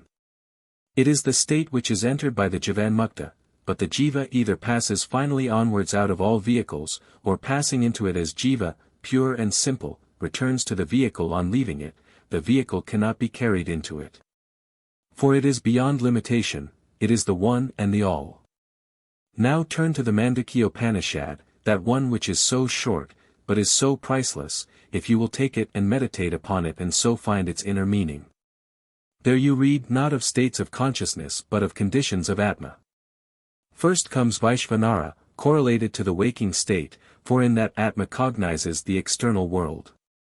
You are told it is in contact with external bodies, that is the nature of this condition. It is then of course in the Stulapadi, the lowest of the three vehicles. It passes out of that into the state of splendor, that is the Taijasa condition. In that it studies the internal objects, you are told. The Upadi for this is the Sukshmapadi, it dwells in the inner world. It passes once more out of that into the state of knowledge, Praganya, then it is said that knowledge is uniform. Then it is said that its nature is bliss, its mouth is knowledge. A most significant and luminous statement, worthy of your careful consideration. Its nature bliss, that implies the presence of the Anandamaya Kosha. Its mouth knowledge. That implies, if you will think of it, the suggestion of the presence of that which may become, but is not, the spoken word, the potentiality of the speech without the speaking, for speech belongs to the lower plane. Its mouth is knowledge, the mouth is there, but the nature is bliss. When the Atma comes outwards from that state, then it passes downward into the realm of speech, and the mouth may utter the spoken word, but there is no word on that plane. There is the potentiality of sound, but not the sound itself. And then there is the fourth. Of that fourth there is nothing said save negatives, for it is indescribable. It is Atma in itself, Brahman in itself. It is the sacred word as one. No longer as the separated letters. You are given the three letters, A, U, M, each of these being correlated to a condition of the Atma, finally the one-sounded word is spoken. Because the Atma has re-become the one and no separation of letters can then exist. So, see even by that outward explanation how much there is of teaching in the printed book. And that is only the outer explanation. You have to find out for yourselves what underlies suggestion after suggestion, but taking it in that form it puts you on the way towards yoga, for it gives you the three stages, the three steps, the three conditions of the Atma. And the practical way of realizing those? Of that also we may learn something, although not much when we are dealing with it in a fashion so imperfect as the present. Now let us seek the preparatory stages to make all this theoretical knowledge practical to some extent, at least so far as to make it possible, as I said in the beginning, for the man living in the world with household duties, social duties, and national duties, to prepare himself for the real life. This at least we may take into consideration, with a few hints of what lies beyond. Clearly it will be impossible for a man to spring from the average life of men into the practice of real yoga. To do that would only mean inevitable failure. For although intense desire might carry a man into the beginning of it, there would never be the tenacity which would hold through the shocks which follow the first enthusiastic springing forward into the inner life. You cannot make a sudden step without an equally sudden reaction. You cannot spring high without the shock of redescending to the earth. Therefore the wisdom of the ancient sages did not permit a man to enter straightway into the ascetic life. It was forbidden save in the exceptional case where an advanced soul came into reincarnation, and from birth or earliest childhood special capacities were seen. The ordinary life was a carefully graduated life, in which a man might take up just as much of religion as he felt the inner impulse to take up.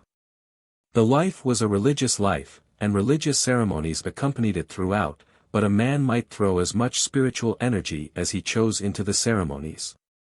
He might repeat them as a matter of form, and even then they would remind him of the life beyond the physical, or he might throw into them a little devotion, and then they would lead him a step further. Or he might throw his whole heart into them, and then they would be a real preparation for the later life. If that were done, if the life of the grihastha, the householder, were over, and every duty had been accomplished, then he might pass onwards, if he would, into the life of the hermit, into the life of the ascetic. Because by these graduated practices he had prepared himself for the finding of the guru and for the leading of a truly spiritual life. The first step that is always laid down as a preparation for yoga is the ceasing from wicked ways. A very commonplace step, a mere truism in every religion, but the fact that it is a truism does not make it less true. And since no yoga is possible without it, save the yoga that leads to destruction, the first step is purification of the life and the ceasing from wicked ways. Whosoever has not ceased from wicked ways, thus beginning the yoga which goes on to the subduing of the senses and of the mind, whosoever has not ceased from wicked ways cannot find Atma. That, then, is the first and most commonplace step, and every one, if you tell them it is a necessary preliminary, almost every one shrugs his shoulders and says, of course, but he does not practice it. Until he does, no practice in yoga is possible. Nothing but talk is possible until a man has begun to purify his life, until he is truthful in thought as well as in speech. Until he cannot be persuaded to swerve from the path of rectitude by any outside temptations, until the whole of his thought and desire at least is towards the right. Until, however often he falls he recognizes a fall as a fall, and tries to rise again, until he has made at least the attempt to form a righteous ideal and to carry out that ideal practically in life. I say this is the most commonplace of all religious teachings, and the one which is the hardest at first to carry into practice. Now for the enormous majority of men who do not take up this as a rule of life, for the enormous majority yoga is and can be nothing more than a word, any attempt to practice it is like an attempt to run before learning to walk. And the only possible result is the result which the child has when it is in too much hurry to walk, it falls down until it learns caution and gains equilibrium. I say this because there are very many practices which may be learned without purity of life, but these will lead to mischief and not to good. It is far easier to take up a book on yoga and put into practice for a few minutes, or for an hour or two, or for a day, some particular thing that you may read there, than it is to keep a constant watch over the daily life and purify it at every moment of the day. Far easier, but also far less useful, and the discipline of the body and the mind is the first stage in practical yoga. In daily life all sorts of methods of discipline may be found, and when a man has really determined to discipline mind and body, he will, through his daily life as opportunities occur, make for himself some definite rules. It does not matter what the rules are, provided they are harmless, and he will rigidly keep these rules after he has made them. That is to say, he will systematize his life, he will determine certain points of time, and at those points he will force himself to do the things that he has previously decided shall be the occupation of that particular moment or hour. Let me take a very common illustration. He fixes an hour for rising, but when the hour comes somehow he fails to rise. He is lazy, or sleepy, or what not. Now it does not matter in itself whether he rises a quarter of an hour earlier or later than the hour fixed, but it does matter that he shall do what he has determined to do. For the carrying out of a resolution in the face of disinclination strengthens the will, and no progress in yoga is possible unless the will is strong and the body and mind obedient. This power may be best accumulated in the practice of daily life. And when the mind and body are controlled, brought to obedience, no matter what may be the temptations of sloth or anything else, he has taken the first step on this path of yoga.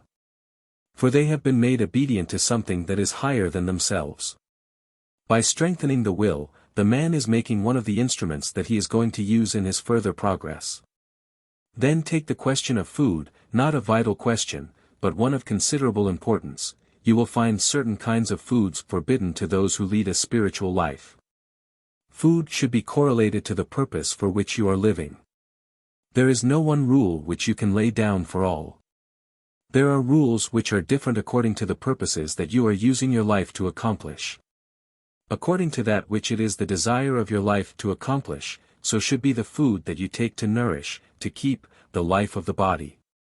Therefore it was that when to be a Brahmin meant to be a man who had made progress in the spiritual life and who desired to advance rapidly and further along the road, the rules as to what he might and might not do were exceedingly stringent.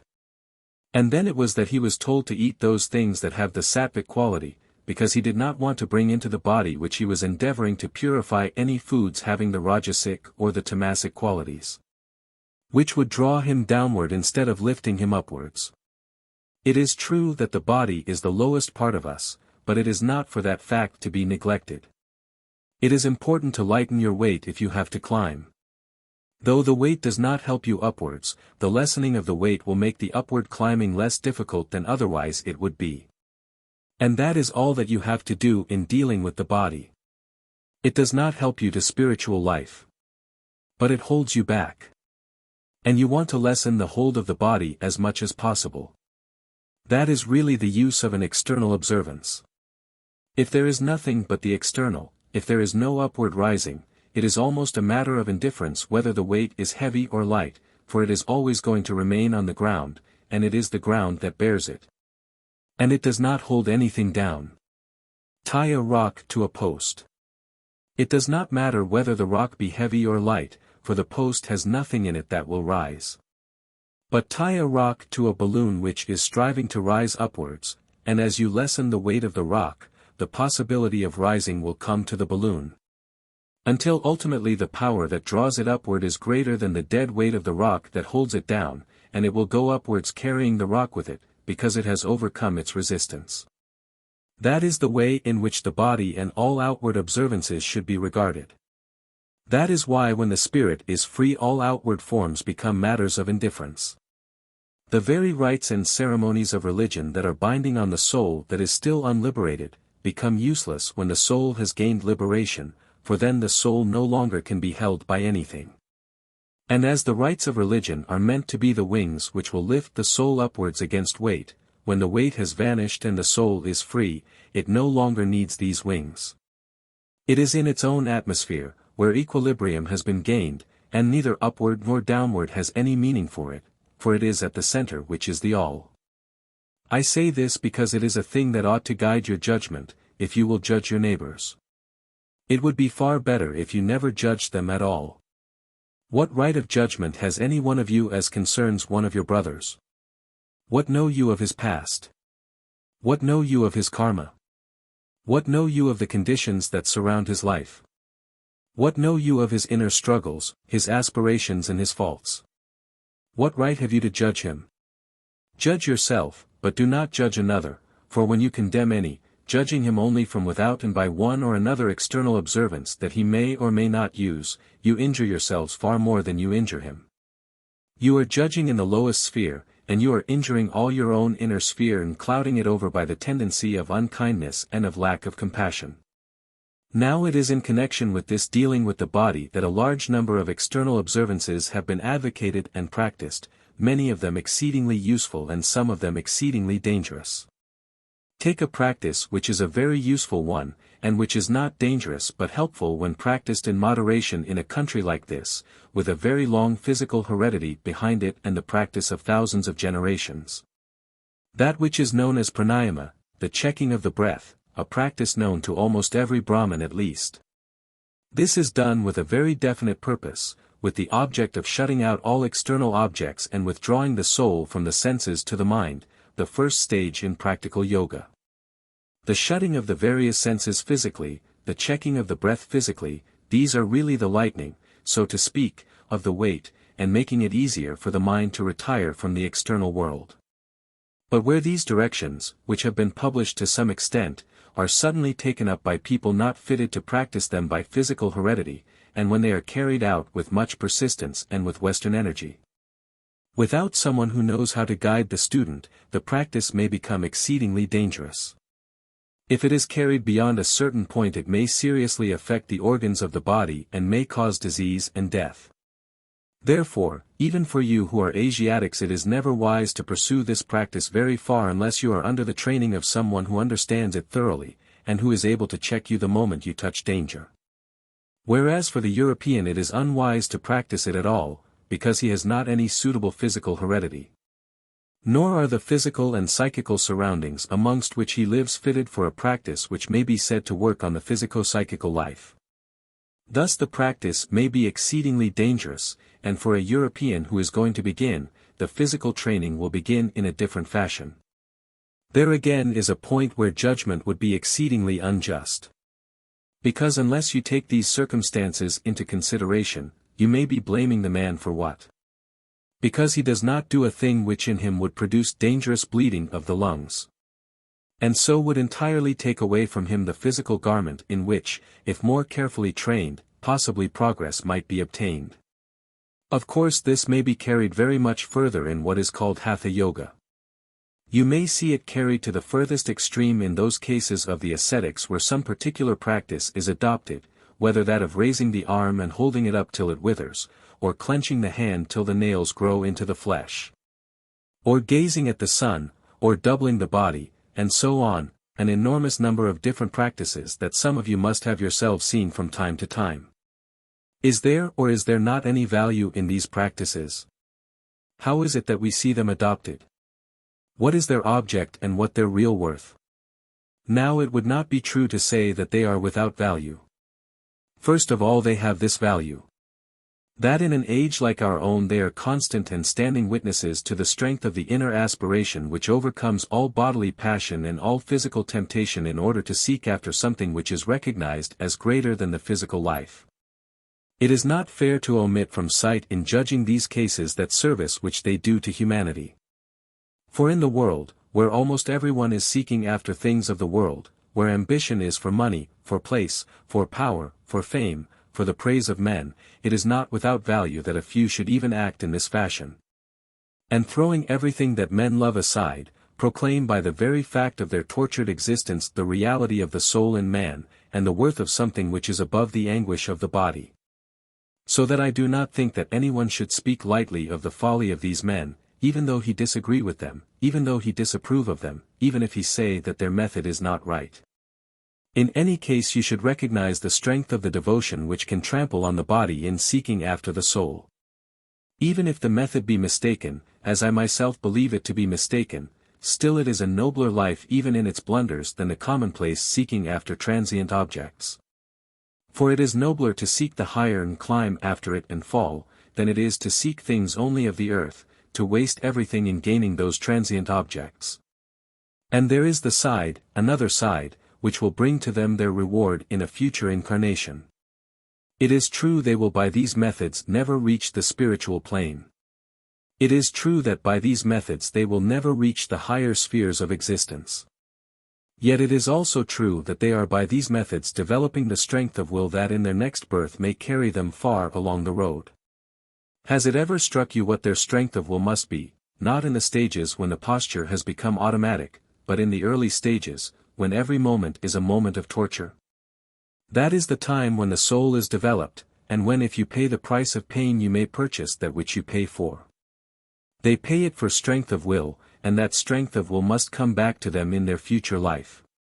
And it may be that the strength of will shall then be enlightened by the devotion which made them follow such a life, and that the two together may open up the path towards real knowledge. Although for this incarnation they may fail in reaching the spirit, yet in another devotion and will combined may carry them far, far beyond those who think themselves wiser, because they are not fanatical, as I frankly think these men are. You may say to me, are we to follow the practice? No, for I have already said I regard it as a mistake.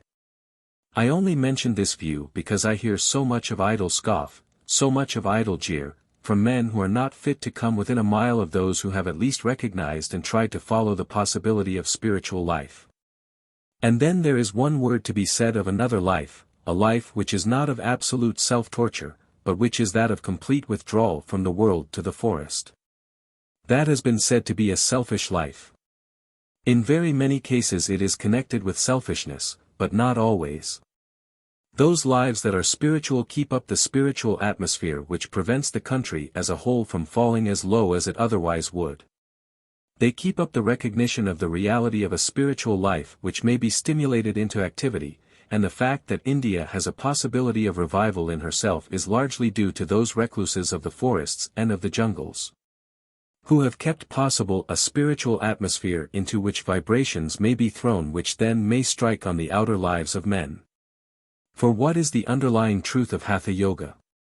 It is this: that when growth is complete, body will be the obedient servant of the spirit, and will be developed along the particular lines which will give to spirit the organs in the body whereby it may work on the outside universe of matter. That is the real truth of all Hatha Yoga practices. They train the body. They throw into activity certain centers, certain chakrams as they are called, they throw them into activity, and these centers are to act as the organs for the interior life. They are the organs whereby the inner life may work on the material universe, and whereby what are called phenomena may be brought about. Phenomena cannot be brought about by the spirit at its highest working directly on what we call matter at its lowest, that is by Atma working directly on the material universe. The gulf is too great, it has to be spanned. And if you are to control the physical universe and physical laws, it is necessary to develop certain material organs and astral organs in connection with the body which, brought into immediate contact below with the physical universe, and in contact above with the mind and spirit, will enable the spirit working downward, so to say, to bring about the physical results that it desires. Now Hatha Yoga is the recognition of this truth and the bringing it into practice on the lower plane. It works first on the body and develops a great many of those organs into control over these inner forces. It makes the body easy to be thrown into a condition which does respond to subtler vibrations, and it subjugates the body. So one who practices Hatha Yoga can, with comparative ease, obtain control over certain forces of the material universe. It wakes up the astral body, it throws the astral centers into vibration, so that there again, powers are gained of a most extraordinary character, so far as the outer world is concerned. But the powers are bad in this sense, that by beginning from below and stimulating these organs, the physical and astral bodies, without the corresponding action in the mind and the spirit, the limit of action is soon reached. It is artificial stimulation instead of a natural and evolutionary one. Those organs should be stimulated from above and not from below, if they are to persist life after life. And by the Hatha Yoga practices they are stimulated into action from below, just as in hypnotism you begin by paralyzing the outer senses, thus you gradually lead to atrophy and to permanent paralysis. Hatha Yoga practices, long continued, make Raja Yoga impossible for that incarnation. That is why objection is raised to them in many of the wisest of our books. That is why it is said that Raja Yoga is the thing to be sought after and why Hatha Yoga is discountenanced. It is not that no physical practices are ever needed. It is not that these psychic powers are not ultimately to be evolved. But it is that they are to be evolved as the natural result of the developing spirit, and not as the artificially stimulated results of the body first and then of the astral form. To begin at that end means limitation to the psychic plane. To begin on the spiritual means the unifying of all planes into one. That is the essential difference between the two forms of yoga. Raja Yoga is more difficult and it is the slower, but it is certain. Its powers are carried over from birth to birth, whereas beyond the psychic plane it is not possible to progress by using the purely Hatha Yoga methods. And now I want to put to you one or two general statements as regards these practices, as I will now call them, that may wisely be used in daily life. You may remember in the Aitareyopanishad that after man is formed he is vitalized, if I may use a somewhat commonplace expression, by the Devas, and that then the Supreme Soul asks the question, how shall I enter in? And he enters in at the place where the hairs of the head divide, that is, the Brahmarandra, the center of the skull. He takes up 3 places, in the right eye, in the inner organ, and in the heart, 3 places in which he abides. These places are significant. The right eye stands for the senses, the inner organ for the brain and its mind, the heart for the inner self. And he enters into these one by one, first into the eye, that is, to the senses. Then into the inner organ, that is, to the mind, then into the heart, that is, to the final dwelling place in which he resides.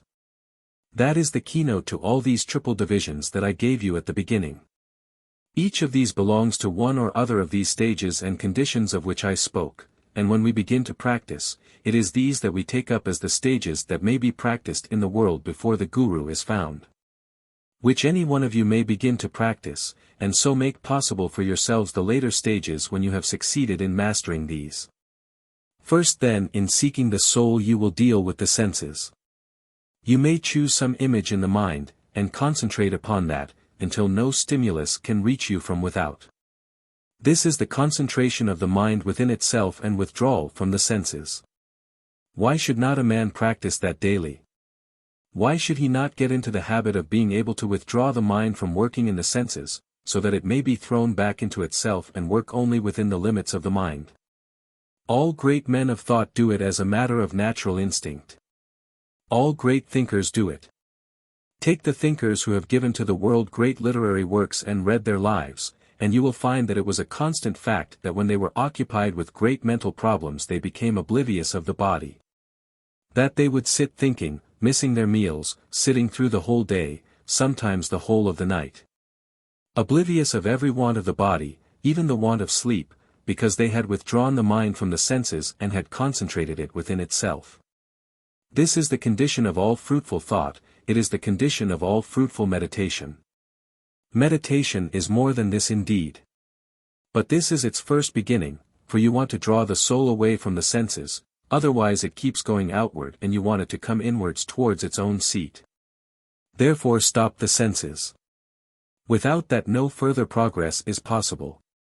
And then from the worldly standpoint it will be useful even. For this concentration of mind that you find advocated in old books as a preliminary stage of yoga, is a condition of the most effective mental work. The man who can concentrate is the man who can conquer the intellectual world. He who can bring all his faculties to a single point becomes one-pointed, as Patanjali has it. That is the one who is really capable of making progress intellectually. You cannot push a wide object through obstacles. You must bring it to a point and it will easily pierce through all. So it is with the mind. If the mind is scattered through the senses it is diffused. There is no propelling force that can send it through obstacles. Bring it to a point, and then the force behind it will push it through. Thus even in common intellectual matters concentration is the condition of success. But this carried out thoroughly brings you to the second stage, the svapna stage, then the condition is that of the mind being fixed on the internal objects. That is, you fix the attention on concepts and ideas and not on the objects which gave rise to them. No longer on the outer body but on that which you have drawn from it into the mind. And you study the internal objects, which are the concepts, the ideas, the deductions and abstract thoughts which from the outer world you have collected. The more perfectly you can do it, the nearer you are coming to the completed svapna stage, and when you can do it well you have really made one stage onward in the yogic method. For you have gained the power of bringing the soul into the internal organ, and once there further progress may be gained. The next stage, still within the limit of svapna, is not only to withdraw the mind into itself, but to hold it there against the intrusion of thoughts which you do not desire. Suppose you have already secured it against the intrusion of outside stimuli, and the senses can no longer bring you out of this state of concentration, but perhaps thought can do it. The mind itself may not be thoroughly guarded against such intrusion. It is withdrawn from all possibility of stimulation from without. It may be so strong that a man coming up and touching you would not bring you out of the state of perfect abstraction, but still within itself it may not be equally steady, and an idea may reach it while a sensation cannot. On its own plane a thought may intrude. That is the next stage of concentration. You must be able to kill thoughts. The moment a thought comes, if it is not wanted it must fall away. First you kill it by deliberate action. That is, you reject it when it comes. But the realizing of its presence is lack of concentration. The very fact that you see it there shows that it is able to make an impression upon you. Therefore you must deliberately kill it. Therefore when the thought comes to you, you must throw it back. This will be a long process. But if you keep doing it month after month, nay, year after year, at last it will become automatic, and you will have made in the mind such a repellent power that you may set that power going by drawing yourself into the center. And the thought coming from the outside and striking against it will get self-thrown back. It is like a wheel revolving very rapidly. If it is slowly moving, any moving body that may come against it may check its revolution. If it is moving very rapidly, any moving body that comes against it will get itself flung off. And in proportion to the rapidity of the revolution will be the force of repulsion with which that body is thrown back. That becomes automatic, and just as you get beyond the stimulus of the senses, you get beyond the reach of the mind, that is, the mind becomes self-centered and the circumference throws off automatically everything which desires to enter. That is the position which you have now secured. There again there is the worldly advantage, for the highly concentrated mind does not wear itself out. It does not allow to enter all the thoughts which it does not require. It does not consider them. It does not allow energy to be wasted on them, and so fritter away its powers. It is kept empty as to thought when work is not required, instead of being a sort of ever-busy machine, always going, and so wearing itself out. Instead of this, it is a machine under absolute control, which works or does not work exactly as the self desires that it shall or shall not. Beyond this stage no conscious progress is possible without the help of a teacher. Conscious progress, I say, but unconscious there may be, for the teacher may be there though you know him not. But there is one way still in which progress may be made, although unrealized in a sense, without your knowing that anyone is helping you, but that is not by knowledge. If you still desire to tread the path of knowledge you must find your teacher. But there is something in the world which is stronger than knowledge, and that is devotion. For that is the spirit itself. And while I have been dealing with all that which consciously you can do, there is one other thing that you can also do which will help you. And that is to open wide all the gates of the soul, so that you no longer shut out the sun, so that the sun of spirit may stream in and purify and enlighten, without any action of your lower self. Now devotion is the opening of the windows of the soul. It does nothing. It is an attitude. Devotion means that you realize something which is greater than yourselves, something which is higher than yourselves, something which is sublimer than yourselves, towards which your attitude is no longer an attitude of criticism. No longer an attitude of what you call learning, no longer any attitude save that of prostration, throwing yourself down before it in worship and remaining silent to hear if any word may come. By that, progress is possible into the innermost recesses of the spirit, for devotion opens the way for the light to come in. The light is always there, we do not make it. These processes that I have been speaking about are the tearing off of sheath after sheath, so that we may consciously recognize the light. It may seem to get brighter as sheath after sheath is torn off. It does not really get brighter, it is there. But we fail in the outer recognition of the light within. Devotion breaks through ale sheaths from within, and then the light streams forth, and it has nothing to do but shine. It is the quality of light to shine. It is we who obstruct it, and make its shining out impossible. And therefore it is that in the ignorant man you will sometimes find a spiritual knowledge that transcends the intellectual knowledge that some great genius may have obtained. He sees the heart of things. Why? Because the inner light is streaming forward and the devotion has opened the eye into which light comes, and it sees along the beam right into the recesses of the sanctuary. Not by knowledge only may be opened sheath after sheath, love too is needed, that the man may find himself, and breaking through them all, one by one, may at last open out the way to the feet of the God. And that is possible everywhere, not only in forest and jungle, if man can separate himself from the things of earth. For this no outer renunciation is necessary. It is the deeper renunciation by the soul of all the objects of sense and of the world. It is that which Sri Krishna means when he speaks of devotion. Meditation means this opening out of the soul to the divine and letting the divine shine in without obstruction from the personal self. Therefore it means renunciation. It means throwing away everything that one has, and waiting empty for the light to come in. It means non-attachment to the fruit of action. Everything you do because you are in the world, and your duty is to perform actions. Sri Krishna said, I am ever acting. Why? Because if he did not the revolving wheel would stop. So with the devotee, he should do his outer actions, because they are examples to other men. Because his karma has placed him in the world where these duties claim discharge. But it is not he who does them. Once devotion is attained, the senses move towards their appropriate objects, mind also moves towards its appropriate objects. But the devotee, he is neither the senses nor the mind. He is the self that is recognized as Lord. And so he is always worshipping, while the senses and the mind are busy with the external and the internal objects. That is the meaning of non-attachment.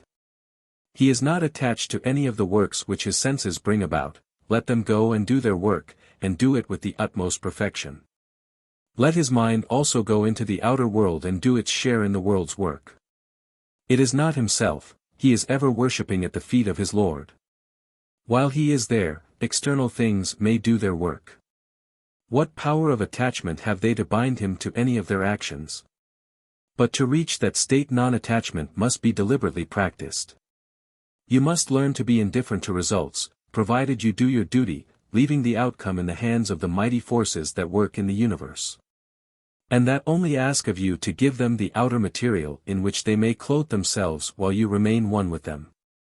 To do this you must be pure, to do this you must always have the heart fixed on the one reality. The devotee is ever within, in the heart. He is always within the shrine, and the mind and body are busy in the outer world. That is true yoga. That is the real secret of yoga. For all that it is perfectly true that there is a stage in which knowledge once more comes in, and the devotee may learn from his guru how to become a conscious co-worker with the spiritual forces. He may be a worker before he is conscious of it, only by means of devotion. Conscious co-working implies knowledge. It means that the guru takes the shishya in hand and teaches him how he may more perfectly purify himself and remain utterly unsoiled by the touch of actions in which he works. While conscious co-working is joy unutterable, co-working at all makes life worth living. I should not deem it worthwhile to keep you this morning studying a subject such as this. Were it not that it seems to me that one of you here or there may possibly catch some thought of devotion which shall make the way into the inner sanctuary easier and clearer for you than it was before. I have been dealing intellectually with these sheaths of the soul, intellectually with these regions of the universe, intellectually with these states of consciousness, intellectually with the methods by which progress may be made. I should do less than my duty here to you if I left you on the intellectual plane. Therefore I venture these words as to the essence of yoga, no matter what the outer form may be. I venture to say to you, to some of you it will seem folly and fanaticism, but what matters that to me? I venture to say to you that devotion is the one thing that gives security, devotion is the one thing that gives strength. Devotion is the one way that opens up the road to the innermost where the divine is manifest. Better worship ignorantly in devotion than refuse to worship at all. Better bring a flower or leaf to some village god, as the poorest of those that come ignorantly and desire to give out of their poverty, than be some great intellectual genius that the world honors. Too proud to bow before that which is higher than itself, too intellectually strong to bend its knee before the spiritual life. For spirit is higher than intellect, as intellect is higher than the senses. Spiritual life is the highest life, and it is open to everyone, for the spirit is the innermost core in each, and none may deny its presence in any man. Cultivate then reverence, reverence for everything which is noble, cultivate worship, worship of that which is divine. And then when the body and the senses fail you, then when the mind breaks down and has nothing more to give you, then that eternal spirit, which is the life of your life, the soul of your soul, then that shall rise stronger. Because the body and the mind have perished, and going upward it shall find itself, nay, it need not go. It is there already, always, it shall find itself lying at the lotus feet of its God, there where there is no illusion, no separateness, no pain, there where all is bliss. For the very essence of the divine is love and is joy, and that is the heritage of the spirit, greater than anything that the passing world may give. Symbolism. Symbolism in religions may be called a common language. By this it is meant that certain external forms are taken, which, presented to the view of anyone versed in the forms, convey to the mind of that person a definite idea. Just as, for instance, you may have an ideographic language which is read by each person into his own tongue. Just as you may have numbers in arithmetic, each number carrying some idea, but if the number be put into spoken word, the word will differ according to the language which is employed. So, in all ages have men who have studied religions had a common language by which they could communicate with each other.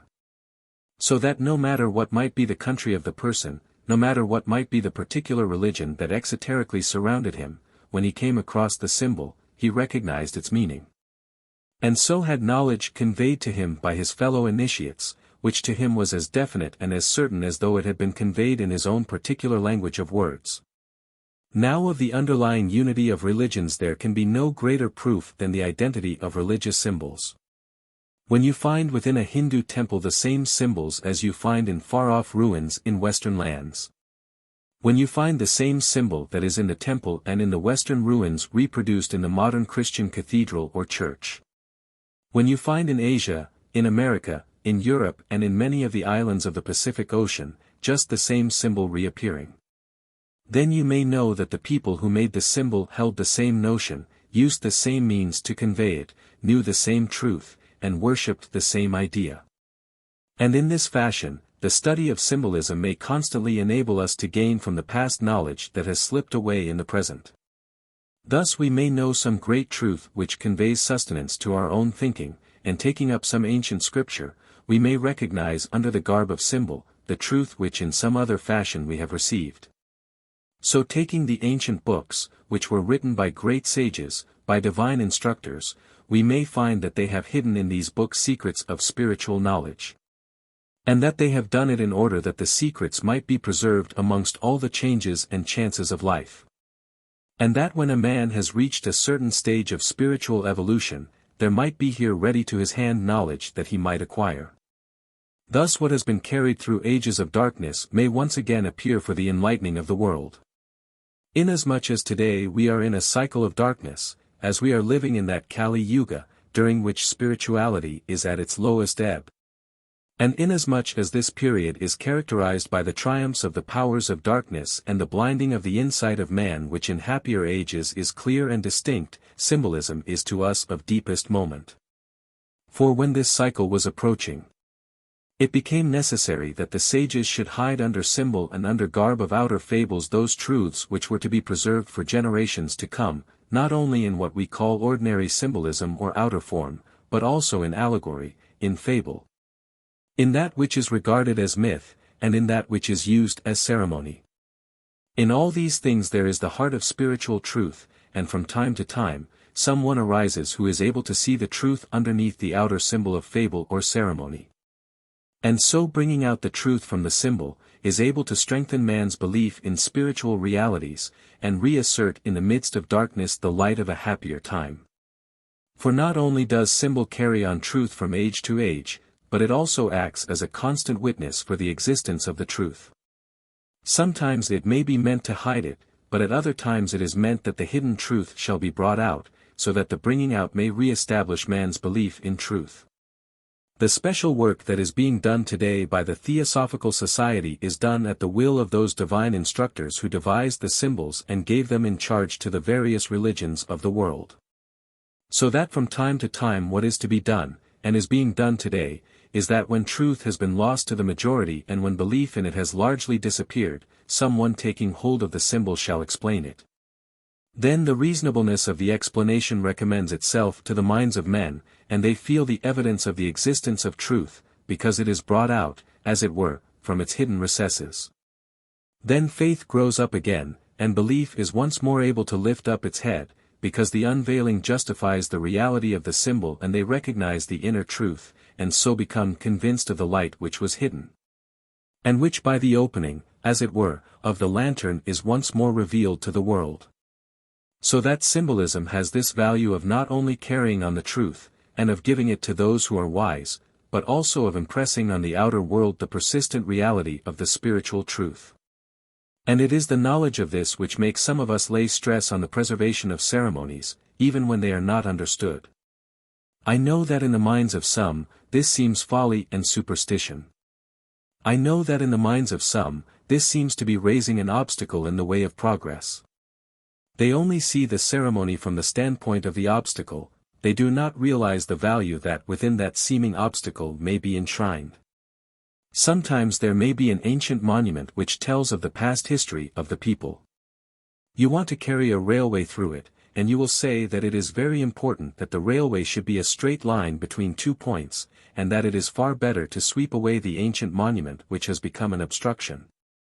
And to allow the people to have the practical advantage of saving 10 minutes of time, which will be lost if the railway goes round the monument.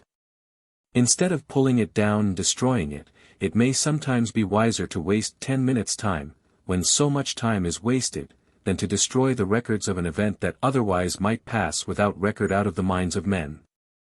So if the ceremonies, whose meaning even has been lost for the present from the eyes of ordinary men, but not lost from the knowledge of spiritual sages, and not lost in their future power. When once more the truth that they hide is revealed, if the ceremonies of Hinduism had been entirely swept out of India, where should we find the arguments for the reaffirmation of spiritual truth to the Indian people?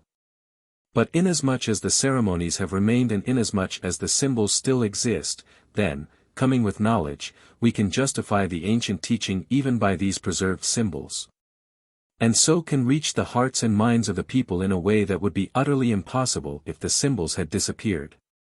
Now as an illustration, let me begin with one symbol which is universal and found in every religion, although in different religions differing very slightly in the shape in which it appears, I mean the famous symbol of the cross. Largely identified today in the modern world with a very modern religion, largely identified probably in the minds of many of you with that religion.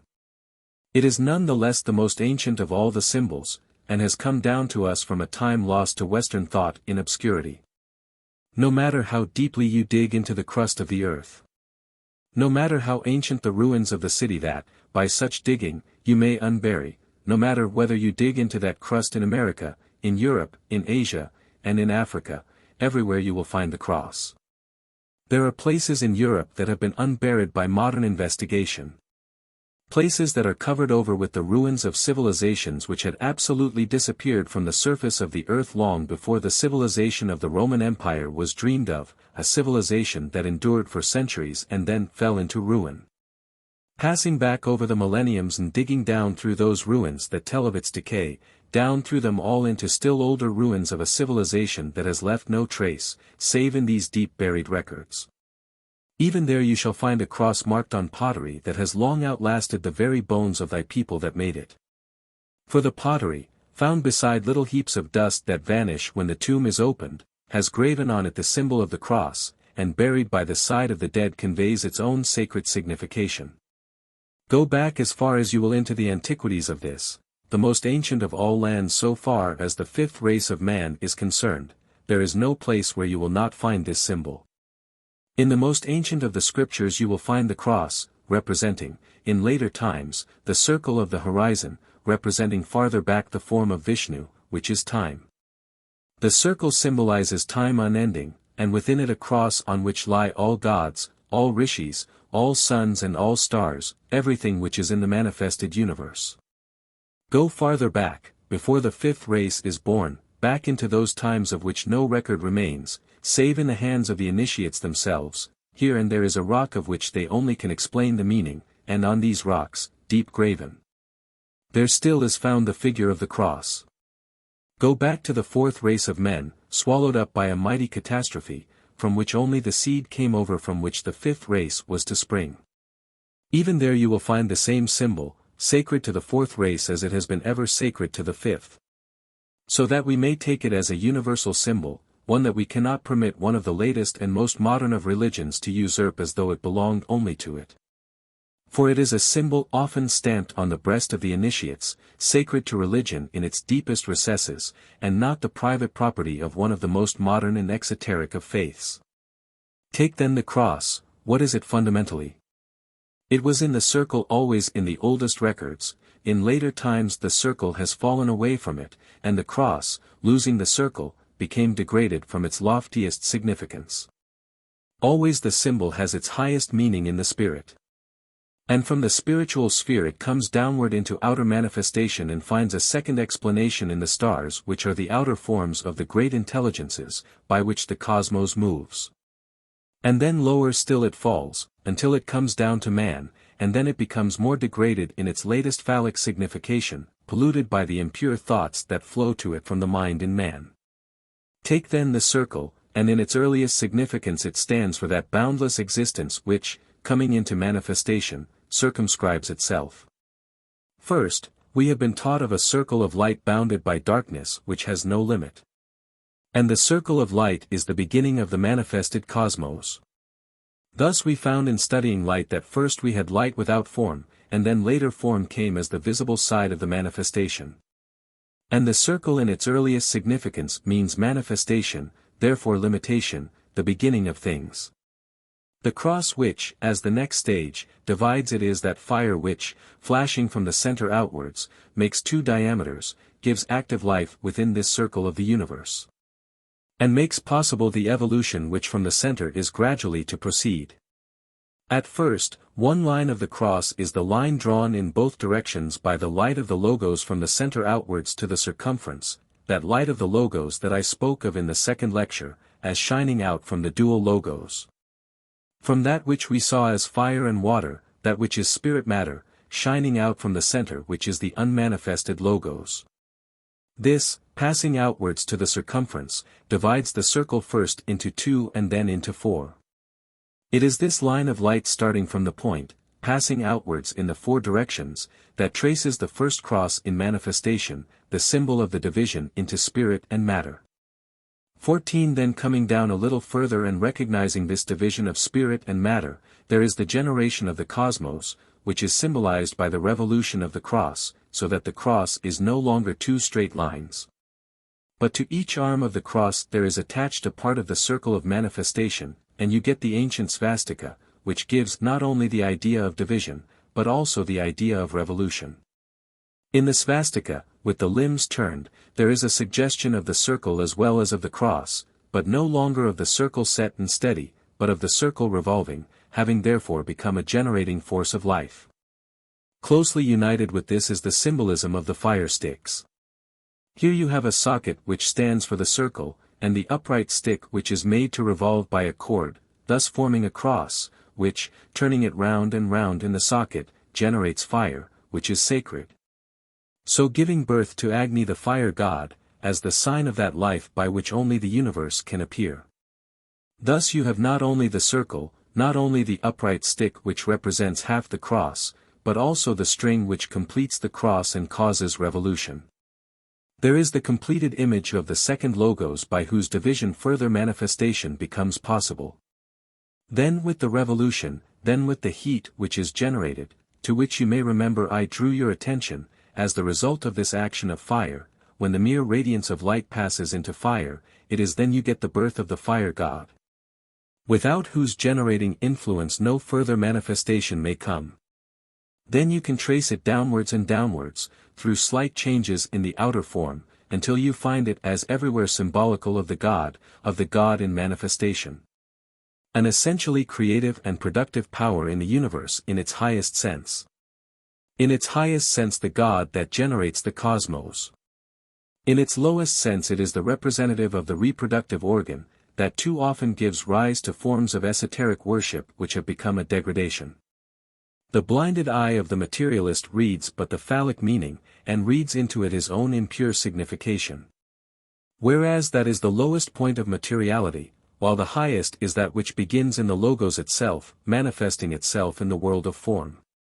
Thus tracing the cross we find it in ancient sculptures in the hands of the gods, constantly present, shaped slightly differently according to the type adopted by the people in their religion. There again there is another use of this symbolical language, for, according to the particular shape the symbol has assumed, we are able to judge of the stage to which the religion of that people has evolved. Take, for instance, the Egyptian religion, there you will find the cross and the circle changed in appearance. The cross is no longer the cross which is traced on the circle of time, with its two arms of equal length.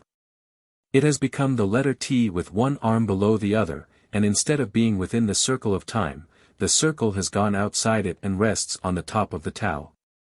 The circle is no longer time, it stands for the female principle. In the hands of the gods you may see it traced in the frescoes on the pyramids, you will find it there held as a symbol of human life. And when the mummy is lying prone and the time comes for the soul to revivify it, then the god comes forward with this Tau and circle in his hand, the cross of life. And he touches with the lips of the mummy and thus restores the soul and brings the body to resurrection, to the possibility of renewed life. Instead of taking it in the later Egyptian religion, where it has fallen from its highest significance, let us take it in the hand of one of the Hindu gods, and you will find that a subtler and a more beautiful significance may be drawn from it. Take the image of Shiva, Mahadeva, as you will find him sometimes represented in the temples, represented as the Mahayogi, the great ascetic, who by tapas burned up everything that was of the lower nature and remained as fire only, everything else having disappeared. The Mahayogi holds in his uplifted hand a cord that assumes an oval shape and not a circle, and he holds that in his uplifted hand, between the thumb and the fingers. And you will see that the oval rises above the hand, and that the hand makes the figure of the cross on which this oval is supported. What can be the meaning in the hand of the great yogi, the patron of all ascetics? What can be the meaning of this symbol, which in more modern literature has been taken as the productive symbol, the symbol of life? Has not the yogi turned aside from this creative activity, for he is often symbolized by the Virgin Kumara, who has refused to create and who has naught to do with physical manifestation? The symbol has a loftier meaning. No longer does that oval in the hand of the great ascetic convey to the mind of one versed in symbolism the later signification which was attached to it. It stands for the third eye of the spirit, for that which is opened by tapas, that which is opened within the brain of the ascetic when a certain stage has been reached, at which the lower forces are conquered for evermore. For the hand that forms the cross stands as a symbol for that crucifixion of the passions of the lower nature by which only the yogi may attain spiritual life.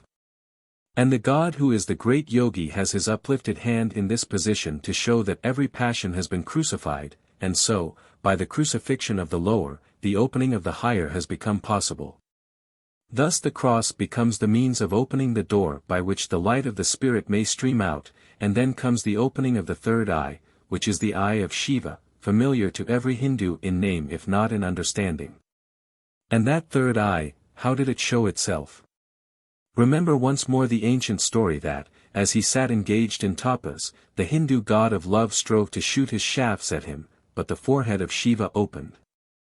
And from the third eye shot forth a ray of light which burned the tempting god to ashes.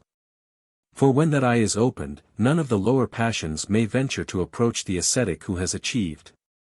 And whenever, passing into the temple of the great god, you see him represented as the Mahayogi, then look you for the cord and realize its inner significance.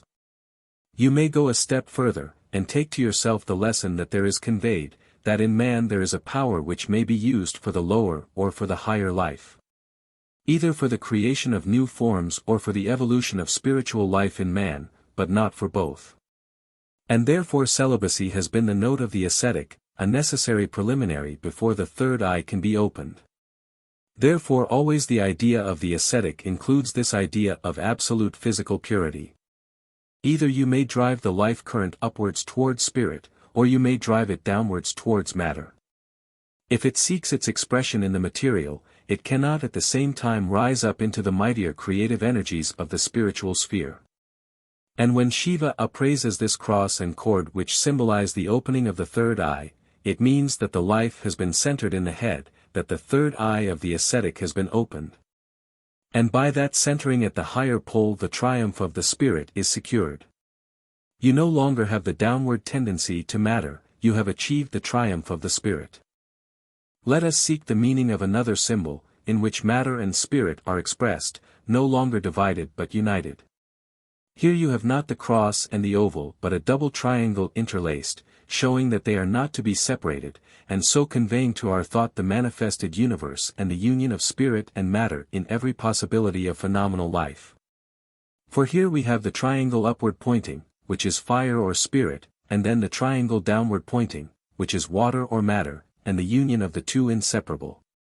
This means the union of spirit and matter in the manifested universe. And the fact is that that union remains so long as manifestation endures. You will find this double triangle used to symbolize two of the Hindu gods, used as a symbol of Shiva, and used as a symbol of Vishnu. This is when these are regarded as two aspects of the one. The upward pointing aspect is taken as that of Mahadeva, that is fire. When he moves upon the waters, Narayana takes this symbol of the downward pointing triangle to show the deity evolving matter, and so making phenomenal manifestation possible. So you again get the symbol of duality, in which you have the two gods represented as one in their essence, and only two in their manifestation, fire and water, positive and negative, male and female, once again. That, to some of you, may throw light on an obscure suggestion that you may find in the scriptures as to this inner relationship between the two great gods of the Hindu faith. Once more, in studying this, the story may come back to your mind that ought always to strike at the root of all bitterness between the modern sects, I use the word modern in comparison, who make the names of the gods dividing walls, instead of uniting forces. For you may remember how a Shaivite worshipping in his temple felt a bitter hatred towards a neighbor that worshipped Vishnu, and worshipped, not in true religious spirit, but in antagonism to the other, whose chosen aspect of the god was different from his own. But lo! One day as he bowed before Mahadeva with the thought of anger in his heart against him who worshipped Vishnu, the image before him changed in aspect, it no longer stood there as Shiva only, but it divided in twain. One side remained in the form of Mahadeva, while the other side took the form of Vishnu, and the two together, no longer twain but one, smiled at the worshipper. If in modern times that story were understood, we should not see strife between two sects who worship one god under different aspects, and who should feel themselves as brothers, with no possibility of contention between them at all. And so studying these symbols, we come to the realization of the divine in them, and to a clearer understanding of what underlies the outer form. That leads me, following the same line of thought, to a more concrete kind of symbol. I take a concrete one on purpose, so that I may trace it in its evolution and show to you how the abstract idea which is most congenial to the highly educated mind, gradually emerges from a symbol that is more concrete. A symbol necessary if religion is to be made intelligible to the unlearned and to the ignorant. Here you will permit me to say one word a little aside perhaps from the subject, but not aside from the controversies which are rending India today. There is no commoner attack made upon India in the West than what is called an attack on its idolatry, and you will constantly find bitter jeers and scoffs uttered by people who have been over here, who have seen idols and idol worship, and ceremonies performed to the idol, but who have never understood them, nay, who have never taken the trouble to try and understand them, nor even to ask the worshipper what to him is conveyed by such doings. These visitors, looking at the outside with the prejudice engendered by foreign feelings, go back to their own land, and then from many a platform speak of the poor Indians as heathen, given over to idolatry, who ought to be taught a more spiritual religion, and rescued from this degradation that presses on their minds and hearts. Now this matter of idolatry is a very important one, because it turns on this most essential question: shall there or shall there not be accommodation to ignorance? How may religion be made at once the teacher of the most degraded and also the object of reverence to the most highly instructed and the most aspiring minds? It is a hard problem to deal with, for that which is fit for the education of the ignorant is not fit for the philosopher and for the highly evolved thinker. The symbolism that teaches the one is repellent to the other, and if you are going to say that religion shall be exactly the same for one and all, then there are only two possibilities before you. If religion is to be one and the same for all, you must bring it to the limit of the very lowest intellect and of the least developed understanding, otherwise they will be shut out. If it is to be the same for all, the philosopher must come down to the level of the laborer or the child. And his noblest aspirations must find no grander vehicle than that which is capable of being grasped by the most thoughtless and the most uninstructed of the people. On the other hand, if religion is to be useful to all, then you must permit differences to come into it, differences of presentation, according to the mind that is to be met. You must have a religion philosophic for the philosopher and childish for the child, not because thereby you would drag down religion, but in order that you may lift up the childish mind, and train it for the possibility of future evolution, which may raise it to the greatest height of religious thought. Now in the West a different method has been adopted. In the West it has been attempted to make religion so simple that a costermonger can understand it. In England that word implies, as a rule, the very lowest intellectual ability and training, a man in the street with a barrow, selling vegetables, who will be the representative of the outcast amongst yourselves. I was once told that theosophy can never be useful, because it is beyond the grasp of the costermonger. What has been the effect on religious thought in Europe of thus lowering the intellectual side of religion? Its effect has been that the intellect of the people has gone outside religion. You have a complete divorce between intellect and religion, and the greatest minds refuse any longer to accept a religion that outrages their highest aspirations, and in which they can find no food for lofty spiritual emotions. That is the price which is paid for the dragging down of the divine ideal, so that it may be grasped by the most ignorant mind. In India you have the other plan. You have the recognition that men's minds are in different stages of evolution, that which is true for the villager in his field is not true for the Brahmin in his place of meditation. Both have rights in the religious world, and both have the possibility of the spirit more or less evolved, therefore each should be fed with the food suitable for its evolution. You should no more feed the baby in intellect with the food of the man, than you should feed the baby in body with the food which is intended to support a man in his maturity. But that view means what is called idolatry. That means that you preserve the highest spirituality at the price of being misjudged by those who will not go underneath the outer sign of the idol. For the idol has different meanings according to the mind which the worshipper brings to it. The idol of the villager may be nothing more than some elemental form, to which he bows down, and to which he brings a drop of water or a flower, to which he strikes a bell. To the Brahmin, worship of such a deity would be degrading, but it means to that villager something that he is able to recognize and to worship. And the worshipping act on his part, the love and the faith that stir in him will open out the way for spiritual life. If you gave him the abstract thought of the Brahmin, he would stand with open mouth, understanding nothing of its meaning. And you then would not stir in his heart the first faint throbbings of spiritual life. Let him have his idol which will be able to appeal to him, although it would be to you a degradation to worship it, and let the first quiver of spiritual life move within him. It will justify itself, it will begin his spiritual evolution, and, life after life, it will carry him onward to a higher, and still higher view of deity. Until the soul which began with the ringing of a bell before an elemental shall find its home at the lotus feet of Mahadeva, lost in the radiance that ever flows therefrom. That is what becomes possible when you realize that the soul is trained through many lives. If you have only one life and then forever after what is called heaven, you must hurry everything on, otherwise it is clear that when the soul gets to heaven it will find itself in a perfectly incomprehensible position. In order to show you how this idolatry may be used, let me take, as I have taken elsewhere, an image that will be familiar to you, the image of Mahadeva on Nandi, his vehicle, the bull. Now in a town when a day of festival comes, the image of the god is placed on this his vehicle, and is drawn through the streets of the town. It will be seen by many men whose minds are in different stages of evolution. To them it will convey different kinds of ideas. Let us first take the Khandogya Upanishad and the meanings which are given in that point. 15 Brahman is there spoken of as sitting on the bull, but I take the more familiar form of Mahadeva on Nandi. What does it mean, taking it from the popular standpoint? I am now merely quoting. The sky is symbolized by the god, and the man who is called the theological worshipper will simply see the outer image of the overarching sky, which to him is a most effective symbol of greatness and grandeur. For, then the sky which has in itself the sun, the moon and the stars, what more impressive symbol can you possibly have, what which would convey to the limited mind the idea of infinity, of the boundless life which fills all space?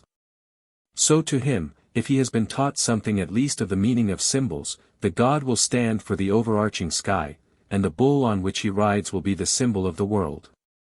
And the 4 feet of the bull, each of them having a special name, will tell him something of the way in which the world or the universe moves.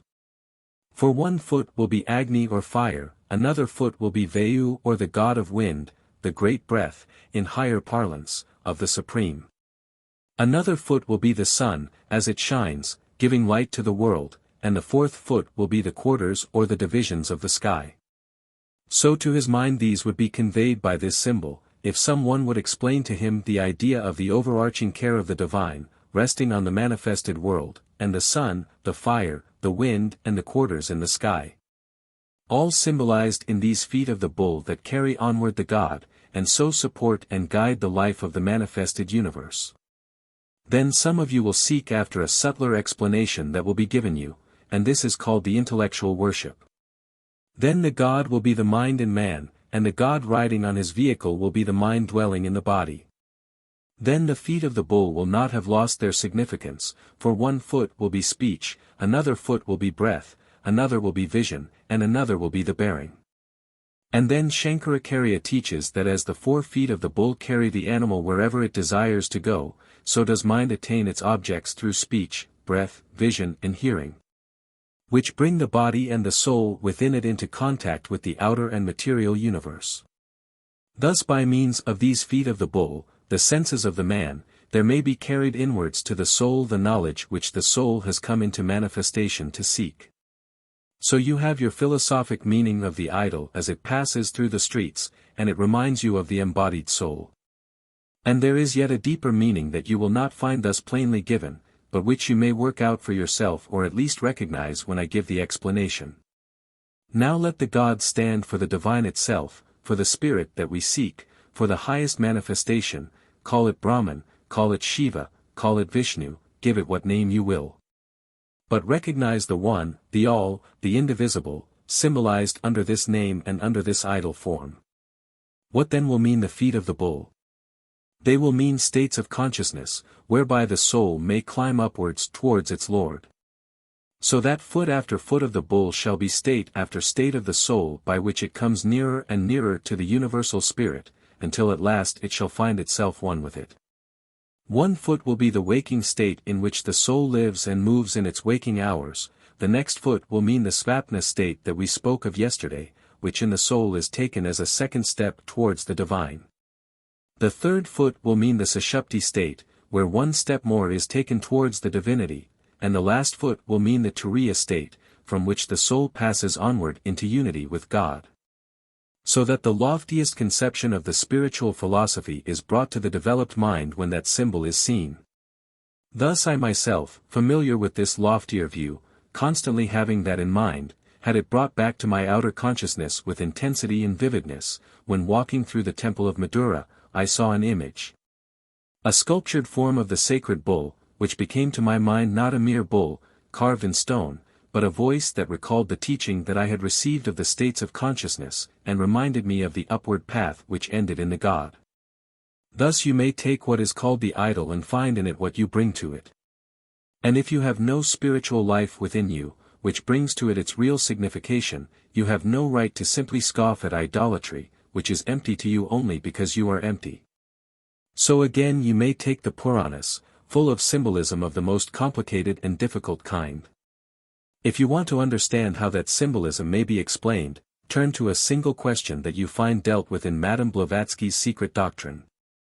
And in the method of unraveling of one myth, you may possibly gain the key which may enable you to unlock for yourself many another mystery. I am only taking one out of a very large number of instances which she takes from the Puranic stories, explaining their different meanings. The one that I select and to which I wish to draw your attention, and which I will not work out in detail, for you can read it for yourself, is that of the Maruts 16, the gods of the wind and the children of Rudra, the roarer.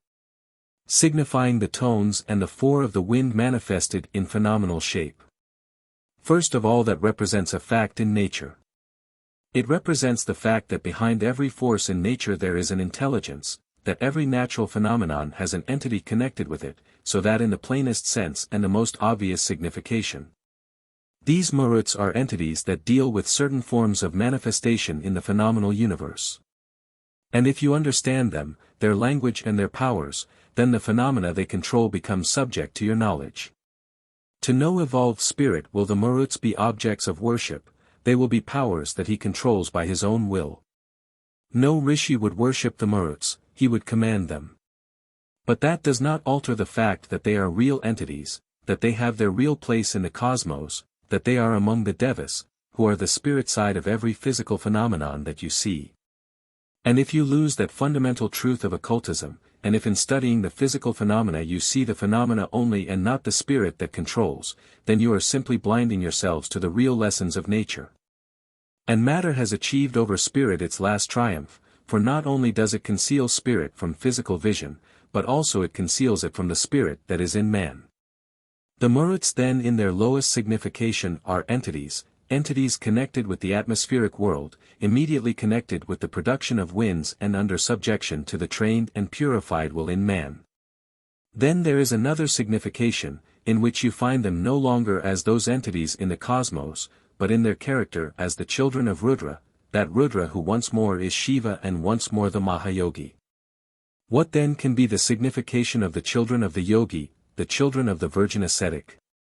They become then the passions of his nature, they symbolize the forces which he has mastered, and they become, from this standpoint, the enemies of man, striving at first against him. And then going higher, still keeping this symbolism of the ascetic, those which were his children of the lower nature, the passions that he had to conquer, they become the children of the higher nature. When the lower has been conquered by the purified will of the ascetic in which all power resides, and by them he may work in the external universe. Then you come to the story in which Indra tries to destroy them, for the child is to be born who is to destroy Indra himself, and Indra in this sense is the lower manifestation of nature, the god of the sky, the bearer of the thunderbolt. Symbolizing a manifested and physical cosmos. And as the child to be born shall destroy him, once again, the Marut, Indra casts forth his thunderbolt, and in the womb he shivers the embryo into 7 pieces, which again are divided 7-fold. It is the lower that has checked the development of the higher, and has turned into lower forma the forces that ought to have grown into the developed and purified will. And so, step by step, bringing together all the different symbols that you may find scattered through the Puranas. You will find that this conception of the Maruts may be translated into most instructive suggestions which may guide you in your own transmutation of your lower forces into higher, and the change of karma, that physically creates. Into a desire which in the spirit is the source of all progress and the spring of all true life. I mention this particular case, because many of you may be inclined to study the matter, I ought not perhaps to say many, but if you desire to carry on the study further, you will find, if you will use this great teacher, H.P. Blavatsky, who was sent to us, as you ought to use her, that is, by studying the knowledge that she was given to convey to us, and using it as a clue to further knowledge. You may do for the world a service whose value it is impossible to estimate. You may take your own scriptures with an accuracy of knowledge which she did not possess, you may take them in their original form in Sanskrit, a language that she had not mastered. And you may get from them in that language, the language of the gods, using the light that she has placed in your hands, many an inner meaning and many a secret clue. Then you may give these to the world and so carry on this work which she was sent here to begin and not to finish. For it is hoped by those who sent her that if a stimulus were given, there might be here and there a man amongst the Indian people who would spring forward to the light, and taking it from her hand would carry it onwards. And bring out of these ancient scriptures a spiritual teaching, which is needed for the helping of the world. If there should be one man here who was inspired by this suggestion to study for himself, I should count it that her life had borne here its true fruit. For her reward would be really one only if an impulse were given to the spiritual life of the world. And so I might take you through many another symbol, so I might point out to you many another thing. Let me take what appears so simple a case, a Brahman's thread. What does it symbolize? What ought it to represent? It symbolizes the triple nature of man, the lower, the middle and the higher. It symbolizes those three planes of consciousness of which I spoke yesterday, it symbolizes the three conditions of Atma, of which also I spoke, it symbolizes in addition to these the body, speech and mind. Take those signification, and then judge what it ought to mean when a man wears it. The world knows who wears it, and to eyes that are trained that outer symbol is either sanctified or desecrated according as it represents a reality or a lie. For first of all as regards body, speech and mind, it symbolizes the control of each, and therefore when the knots are tied in it, it means that the man who wears the thread has gained control over body, speech and mind. It conveys to the eye that sees it the idea of a man of perfect self-control, whose body can never betray him and whose senses can never conquer him. Whose speech can never soil nor hurt one ear on which it falls, whose speech will be self-controlled, used only when there is something to be said which is worth saying, never used for an unkind word. For the Brahman is the friend of all creatures and his speech must always help and must never wound. And not only does it symbolize the man thus controlled in body and speech, but also it implies that control of the mind has been achieved, and that the mind is held by the grip of the triple cord with its knots upon it. So that it may serve as a helper to the highest that is in him, and be used for the service of men to whom the Brahman belongs. For the Brahman has no right of existence for himself, he lives for the people and not for himself. If he lives for himself he is not a true Brahman. He may have the outer signs of caste, he may have the triple cord, he may use the sacred name, and he may even obey the rules of his order, but these are only the outer shell. Only if he lives not for himself but for the world, is he of the Brahman caste, standing as the spiritual servant, which in the world he was to be. He came from the mouth of Brahma that he might be the spoken word of the divine life among men. That is the meaning of the Brahman. Whenever I see the thread, I think to myself whether it is a reality or not, does it represent a truth, or is it only the survival of an ancient custom which has become the worst of blasphemies? For the degradation of the highest to the lowest is the worst of degradations, it is the poisoning of the world, for it poisons the spiritual life in man. These words may seem strong, but they are of that spirit on which the ancient scriptures are based. They are no stronger than Manu spoke, they are no stronger than may be found in such writings as the Mahabharata. They are no stronger than may be read in many a Purana. And if they seem a bitter irony today, as I know they do, it is because I am speaking the words of the old world in the modern world, and the contrast between theory and practice is too startling. Since, however, the theory is true, I, while still an outcast, recognizing the fact, make no claim amongst you. I have none in my present condition, and I give outward recognition to that caste which ought to manifest the holiness of the Brahman. That is why I say that if India is to be regenerated, it must come from this caste that symbolizes her past, and therefore has in it the promise of her future, no matter what it may be today. That is why, when I am asked to initiate reforms, I answer, let me serve you with suggestion, with help, if you will, but let the leadership in reform belong to the spiritual caste which has the right of leadership. So that in coming it may come without destruction, without shivering the very foundation on which the future life of the people is to be builded. I who say these things may seem to press unfairly on you, for you are not personally to blame that the whole land has fallen, you as individuals are a part of a great nation, and you with it have gone downwards. But what shall I say to you, my Brahmin brothers, you whom I ought to be able to address as fathers? If I cannot do so, it is because I know in many things more than you do. I, an outcast, who ought to sit at your feet as your pupil, cannot do so, because you have not the knowledge to give me which the pupil has a right to claim from the teacher if he bows down before him. I appeal to you, you of the spiritual caste, to uphold it, and to recognize its present degradation. And if I speak these words which seem to make a bitter contrast, it is because in your hands lies the spiritual future of these people, because though the whole nation has fallen and you have fallen with it, yet in you there is still the power that ought to be able to begin the upward path. And though success will only be by the toil of many generations, there is no reason why you should not begin today. I know too well that in a moment you cannot do it, and I know that for the time your cord must remain a mockery, and the nobler you are the bitterer the irony you will feel in wearing it, because you know what it represented and how it has fallen. I say that not in reproach, for who am I that I should reproach you?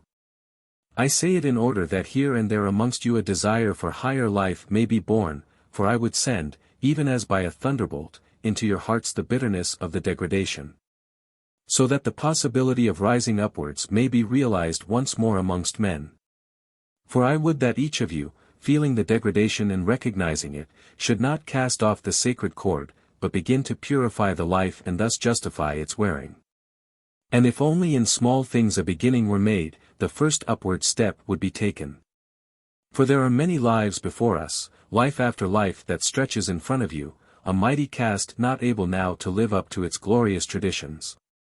And therefore I say, let us take up the cup of our karma, let us bear it onward bravely as brave men should bear, not quarreling with its weight inasmuch as we have made it ourselves in the past. Recognizing it as bitter, let us drink it, and in drinking it, let its bitterness purify the soul, that we may gain strength to change to all that we long for, and may be resolute to alter ourselves. And so the spiritual purification of the people also shall begin. Then when we come back to birth, as we shall come swiftly if our desire is to help the people to whom we belong, then we shall find things a little better. And in that better life we shall be able to work hand in hand when the triple cord will have lost the mockery between the wearing and the meaning, and so life after life we shall lift the whole of this people that has fallen in our fall, and will rise in our rise. That is my last word to you in this hall, not a word of reproach but a word of common sorrow, and of common aspiration for this Hindu nation. We are responsible for it. Let us then begin the work of reformation, and from generation to generation we shall work until India shall rise step after step, and we shall place her again where she ought to be and where in truth she always is, at the feet of the great gods. Though the people do not see her there now, they shall see her there then, and then the light that springs from the lotus feet shall envelope her, so that the world shall worship her, and know that she is indeed the spirit in the body of humanity.